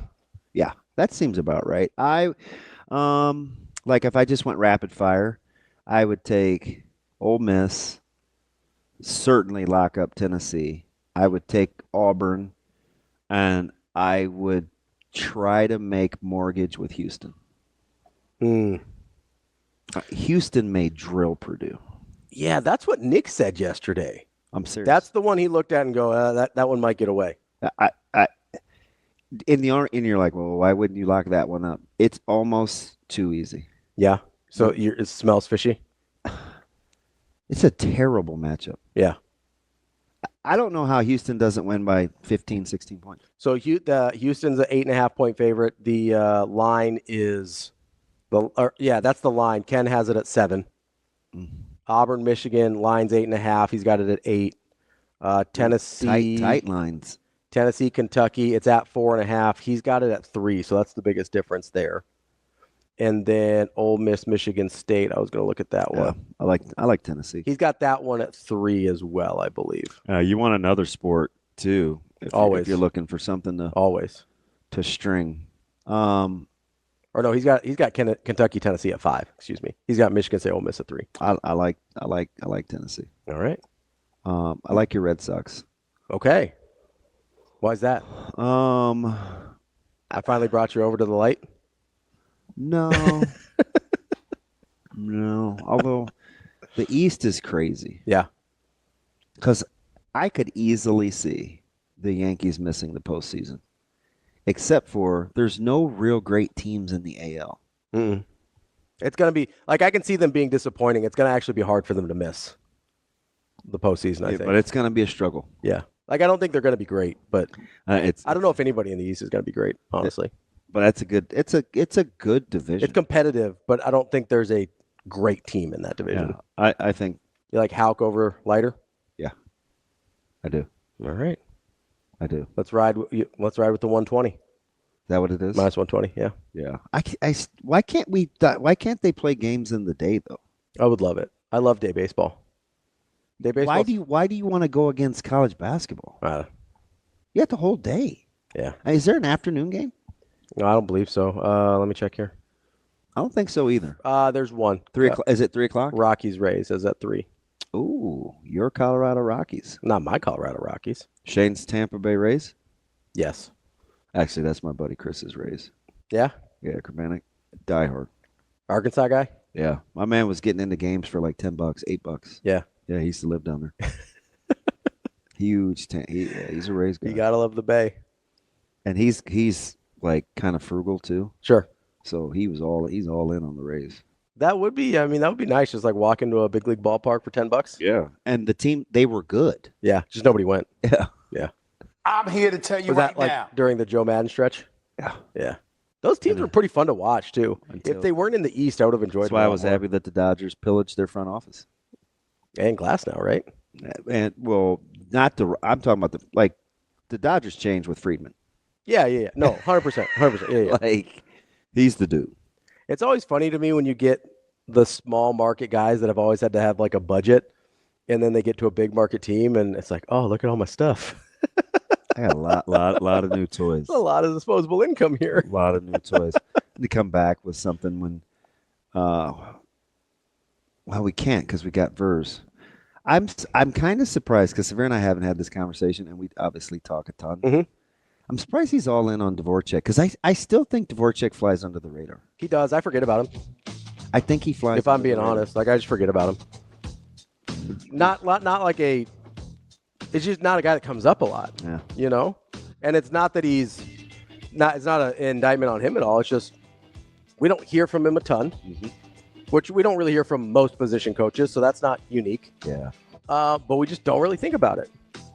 But have we had a problem with the linebackers at any point? The group always plays pretty well. Yeah, and he's the talent's a little more now top yeah. end. I mean, I'd be curious. 2 years ago, did anybody think we'd be missing John Bullock? No. We ain't get to my boy Gift's testing either. 4.55? 4.45. I thought it was 5.5. Man, all the reports that I've seen all have. That's a different conversation then. And he's standing broad jump 10.6. That's pretty good. Athletic. I'm telling you, man, the dude was going to be a good tester. And he had a sports hernia all year last year. 4.45 and 4.55 are very different things. Although I don't think that's the difference between him being a good player or not. I don't either. But in terms of testing, those are vastly. I mean, you saw the difference a pro day could make, though. Mm-hmm. I mean, Giff is now on the radar, and Hill may be off. Yeah, I mean, I don't know if that. I mean, that's about showing up, though, right? I mean, that's a. You just don't do that. Keep showing up. You just don't do that. That's your thing, right? Although I think his coach is still. I still think. I think Rule will still go to bat for him. Yeah, he's going to try to go to bat. But sometimes you got to help yourself a little bit. Just a little bit. Most of the time. Not asking for a lot. It's a start. You got to show up. That's the bare minimum there. We'll be right back with more Hurrdat Sports Live. We're back here on Hurrdat Sports Live, presented by Central Federal Credit Union. We're here at Hurrdat Sports Bar and Grill, where our menu madness continues. Come in, check out great menu items, get discounts, and win cool prizes here at Hurrdat Sports Bar and Grill. We are joined now by Matt Vrzal, former Husker, owner of Pisons. What's up, Verz? What's up, fuckers? You dummy. What's up with you? How you doing? I'm just living. I got to sleep in Friday. Oh, there you go. Oh, yeah. No. Are they out of school today? I don't know. Teachers needed a day off or something. So no school. No school. But it might be a purge day on that senior assassin thing. Like that. I would have loved to do that in high school. How fun would that have been? Wait, so how do they get down over there? Because everybody's a little different. So you get a name, and then that's who you got to go squirt gun. But you just knock people out, and then once you get them, then you take their person, If you can't, like, you can't shoot them at school, in school, you can't shoot them at church, you can't shoot them at games. Like last night, I went and watched the baseball game, and the wrestler Ziola is out there, and if you have your goggles on, you can't get shot. So he's standing there watching his brother pitch, and the kid that has him comes walking down the path. And I love the Ziolas. He instantly goes on the offensive. He goes, bro, don't even think about shooting me in my brother's baseball game. Just don't even think about it. And the kid walking down the hill is like, I'm not going to shoot you at your brother's baseball game. Relax. Like, I'm not going to do this. Now, if I was the kid, I'd have said it. Anyway, I'd have went out and waited by his car. It's lit him And up. that game gets over, and I'm just gonna see ya. But no, so they'll have a purge day. So now everybody that's in your free game, and they don't got school, so all the kids that got practice are probably a little nervous. But yeah, no goggles work, no nothing. Like if you're out in the open, you can get got. I saw a squirt gun on TikTok that it's motorized. It's the little blue one that has the clip. They got some sweet toys these days. Somebody's bound to get hurt because they're reckless, but they're pretty cool. I mean, this was a straight Christmas story. You'll shoot your eye out. That's just natural selection, bud. We gotta let natural selection happen. Ver's a big survival of the fittest guy. Get rid of the dummies. We don't let kids get hurt. Darwin Vrzal. But we don't let them fail. And then we wonder why when they fail later, they freak out. It's like, oh, this isn't right. Somebody's got to come pick this up for me. It's like, no. Well, I've learned a ton more from my failures than I have of any successes. Yeah, but you're pretty okay. And when you wake up in the morning, and my self-talk is not great, but I'll wake up in the morning when I've got myself in a bad spot, and I just look in the mirror. I'm like, hey, fat ass, you better get yourself out of this. I do. I thought you talked to the dough. No, that's only on Scott Fridays. I don't talk to the dough how good the dough is. This is like at 3:30 in the morning, dude. Oh, you'd be surprised what I'm doing at 3:30 in the morning. It's usually I don't want to know. It's gonna say do not want to know. Usually watching TV, Matthew. It is. Okay. I binge a lot of shows. Hey, thanks for answering both my calls this week. I appreciate that. Did you call me yesterday? You know, I couldn't use my phone. I was on lockdown. I can't even take it. Did you call me yesterday morning? I called you 3 times. You didn't call back. That's not true. Hey, but I beat your ass. Wait, what? I beat your ass in the poll. I won. What I'm poll? the meanest. Oh, there's no question. Yeah. Oh, it's a lot closer than you think, big dog. Like you won by a vote. I won by a vote. I mean, between me and you, it's not even close. You're the worst. You have a distorted version of yourself because you won by a vote. I don't know. I think you probably doctored the question on you. No, it was done by Hurrdat. That must have been an Austin Jacobson special. Yep. Thanks, Austin. if anything, no, because both you guys, you're Grand Island, he's Kearney. I mean, there was the sway. No. That's what it is. Hey, I got a question for you. Great. How good do you think Justin Evans Jenkins could be as a center? I think he'll be good at it. I think I've always loved his feet. I think for him, I don't think snapping the ball is going to be a problem. I don't think, I like him there because he's going to be running the show. Like he's got the most experience with the offense. He's a bright kid. So I think it's a good move. If I'm some of the other guys on the line, I get a little nervous about the ones that get brought in. Like I better up my game quite a bit. They're pretty good. They play really well. So I like it. Let me ask you something, Matthew. Could you see a deal? Because I just wonder, like the Porteth giveth and it taketh away too, right? You got the 105 roster. Like the numbers are going to be what they may. Could you see these guys? And this isn't just a Nebraska thing. This is a college. This is kind of like WWMD. Like what would Matt do? If you're like coming off an injury or you're a tweener and you've maybe had off-season surgery, could you see teams or schools or players staying there to get healthy because you've already got their team docs, then maybe shopping your services later on someplace else. Like, let's say the writing is on the wall for some guys. Like, could you see that being a thing where, you know what, I'm going to rehab here. I'm going to get healthy. These guys know me. They did the surgeries or whatever the issue is. And then you kind of, you know you're going to eventually be leaving anyway.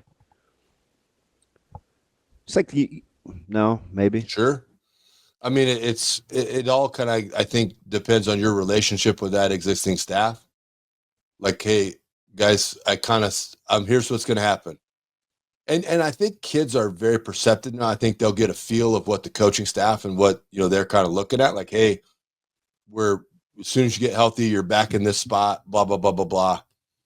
But I think that's part of the responsibility of the school. Like, can you imagine if a school, it's like, oh, he got hurt, so we let him go. He's not rehabbing here. Like, I think that's a tough look. I don't think any school would do that. But if the kid wants to use it for the rehab and get out, that's what this whole scenario has created. They've created it where you don't have to be loyal to nothing. You can just 100% look out for yourself. There are some times where if it's going to be on the university's dime, I could see myself taking that surgery or whatever. Yeah, Roots did it. Oh. Tore his knee, did the rehab, and then transferred. Right. Yeah. Old Gentle Ben. I love that. Went to NEO and then ended up at KU. Rock chalk. I mean, you see it in the pros every once in a while. Yeah. Where they'll kind of like sign a deal, and a lot of times they'll have an option in there to opt out, knowing full well they're probably never staying at that place. Like, I don't think it's super uncommon. It's weirder in college a little bit here, but I do think, I mean, like Verse said, it, especially a place like Nebraska where you've got good facilities and things like that. I think that's something. I mean, you can't be dumb not to try and take advantage of that. You'd have to have some pretty open conversations. Like, if you weren't going to be able to go through spring ball. Yeah. Or be out for a while. Like, you'd have to, there's got to be some open dialogue that has to happen, don't you think? Because you're not going to have a chance to compete. Yeah. And thanks for expounding. I mean, yeah, sure. Ravi, are you okay after Creighton lost? Yeah, I'm doing all right. Did you cry? I thought this was about their ceiling, honestly, for what this team was. Oh, here we go. Can you? Well, Creighton fan can backpedal like a DB, backpedal like Revis. Can you vouch for what I thought the ceiling of this team was? Yeah, he got murdered in the chat group for saying that Creighton wasn't very good. Yeah, it's like the J on J crime, dude. It was a massacre. Like, did they take away your sweater vest? I still have all my vests, Verse. Don't you worry. Hey, how does took Murph away your wine feel about your condescending tone sometimes? What? How does Murph feel about your condescending tone about the J sometimes? He giggles. He just laughed. Like when they left the other night, I was like, hey, I hope you coach great, but I hope Creighton loses. And he just laughs. Then Mama Murph gets pissed. She's like, don't say that. All right. I think Murph is the only one over there that still likes me. Murph's the best. Buddy, that dude is the best. I still don't like me very much. No, Murph is great. Murph is the dude. What'd you do? Why don't they like you? Did you wear a red shirt or something? No, because I will talk openly and criticize when I think things aren't going well. Oh. I've been told that's not very popular within some people in that building. How dare you? How dare you form an opinion? Speak about it. How dare you? I know. I'm the worst. Sorry. How dare I be so thin-skinned that I get mad about it? Hey. But you can't talk bad about in-state schools. I know. That's my mistake. I didn't learn my lesson. What are you, new here? I should have got that in my welcome package to have on the show. You're mad. What a turd burglar. Good old Ravi Revis now backpedaling. Backpedaling to what? Hey, write a handwritten note and say, I'm sorry that I criticized whatever I did wrong. I'm sorry. Blah, blah. I'm sorry that I accurately assessed the ceiling of this basketball team. Since love Ravi Lulla. Love always, Ravi Lulla. That's a lot of ills. I heart you, Ravi Lulla. What are you doing with the lobby open? Just business as usual now without the Scott Friday? Yeah. That's just how it goes. We don't have to do the the mass catering, everybody's open. Are you excited about that? Get on. I hope she don't buck you off. I'm sorry, what? It's exciting. But get on and hope she don't buck you off. I believe that's like a rodeo deal or something. Maybe rodeo. He said it. Sometimes it gets out of control. You feel like you're going to get bucked off, and then you just gotta. Got a mouthful of marbles over there that he's chewing on. I couldn't understand what he said. How many are we rolling with this? That's childish. How many are we rolling with today? Enough. What's in there? I think me and you need to come over today. I need to fight you. I would like to punch you. Oh, like how you just casually popped up in the old. You didn't like the line of questioning? Yeah, I think your attitude's kind of off today. I think I need to adjust it. Who talks like that? Hey, are you going down to practice? Yes. Hey, me and T-Bone are going to run down to one of them. Hey, did you see the email? Yeah. Yeah, they're not messing around. That's what? It's like, what? Okay. Number one, who is sitting down at practice? Like, who is somebody like laying? Like, there's no sitting or kneeling. I'm like, No squatting either, Verse. No listen, squatting. man. Some of these dudes who want to come watch us are old as shit. They can't stand there for 3 hours. So let them sit. And then it's like, you can go inside and sit in the Hawks. It's like, well, you ain't practicing in the Hawks. So you put me in timeout? Now, I'm just being a smartass. I get it. They got rules and stuff, and it's their organization. They can do with it whatever you want. But if you don't think that I didn't call that guy that sent that email out, who's a teammate of ours, and was like, what is this? Hey. He's like, man, don't even start with me. Oh, yep. He nipped it in the bud immediately. He's like, man, these guys are just about to be calling, blowing up my phone. Yeah. I do though. I did see he's a team champion or whatever. So we're on team foreman, me and you. I'm telling you, Matt, a lot of guys aren't pumped about being physically active. They may have to make a few minor adjustments. In the practice? We're not being very good sports. You could run around without feeling like you're going to kill yourself, right? I know. Were you trying to get us like an old guy flag football game? Because I don't want to do that. Would you do? No, I don't really want to either. Like You would do a skills comp. You just wouldn't do like 7-on-7. You don't want this. I'll drop that cannon out there about 75 if you want one. That's a lie, but I got a hose. Don't act like you don't know I got a hose. Don't act like either. I can spin a football. Yeah, I know that. I'll give you that. That is 100% accurate. It's because he's a baseball player. He's got the arm, and he can do like sorts of tricks and stuff. Yeah, he's got good. I'm not giving any comment. Motor skills is what you're talking about. No, it's not it. It's not it. It is. No, it's not. It's so. What do they want? Old guys involved in this? Yeah. Oh, they do. Yeah. I don't know how they're gonna pick. Right. I don't know if they're gonna do like online or generations. So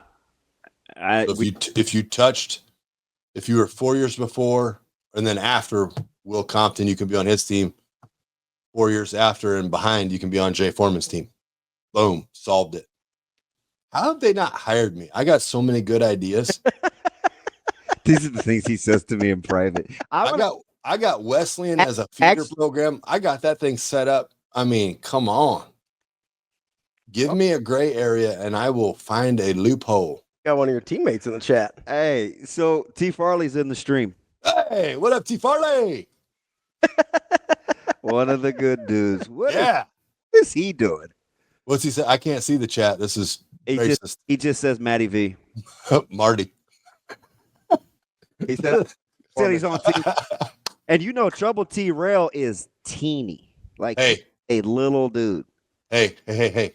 What? Let's get a 40 and let's put T. Farley on the line. Let's get an old guy 40, man. T. Farley will bust out a 4.4. So, Him and his show co-host, I think we're gonna race at some point. But then VJ got in VJ looks like took a dose of reality and was like, I don't want to do that. No, Vershawn is little. Vershawn can't be but like 212. And T. Farley is fast. Still? Oh. I'll guarantee you Ooh, he's probably 50. No, VJ's 48. And So how old's T. Farley? They're about the same. Okay. I bet T. Farley go out there and go 4.7. I love Farley's my guy, and there's no way. He's calling the Darryl Green. He's going to run his age. There's a way. He said, man, please. I pulled my hamstring last year running. Hey, we got 3 weeks of training, T. Farley. We got 3 weeks of training. I'm gonna bet you lunch so bad. Speed don't leave you. Yes, that is. You know that. Speed don't leave.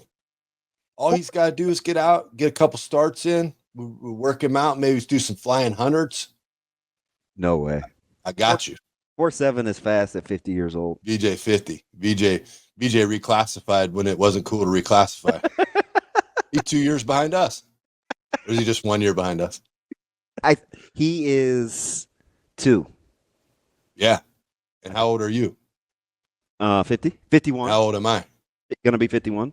Yeah, in July. Yeah, I know. And you're old. God, you are old. All right, buddy. Hey, what could you run? What could I run? Yeah. 4.9. 4.9. Okay. So you're telling me you can go run a 4.9, but T. Farley can't run a 4.7. Yes. That's fast, Matt. I know. I'm just telling you, like, that's fast. I'm going to call Campbell, and we're going to get T. Farley in some training. He said flying hundreds. I like how you're just volunteering him. I think you should race T. Farley. I think not. I think you wanted to participate. I'm finding a way for you to participate. Skills, man. I don't want to run around and be active. I'm just going to try to get hired as Foreman's assistant coach. That's going to be my participation. Wow. Well, you got the hotline. You talk to him as much as I do. Just ask him. Well, I think I already got myself hired. I just hired myself. Of course you did. Congratulations, Verz, on the new job. Hey, come over here. Let me rough you up a little bit. We got to talk. Will I be your first pick? No. All right, buddy. You're going to get that right there. That's Matt Vrzal. Right in the ribs. Hurrdat Sports Live. Hey, hold on. What? What's up with the Bud fight? How are we progressing on that? We'll talk. I ain't talking about your exit music. I got questions since you're asking me about rehab, and then should they leave after rehab? Hey, Shane's on the exit music. That's not me. Shaner, calm down back there. Look, he's scared to death now.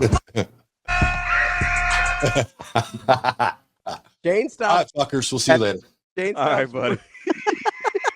Shane stops working at 10:00 on the dot. He's like, yeah, I'm out. Farley says he'll race Will Compton. All right, He might be Compton. Let's set it up. He might be Compton. That's the show for the day and the week. We'll be back with Hurrdat Sports Live on Monday.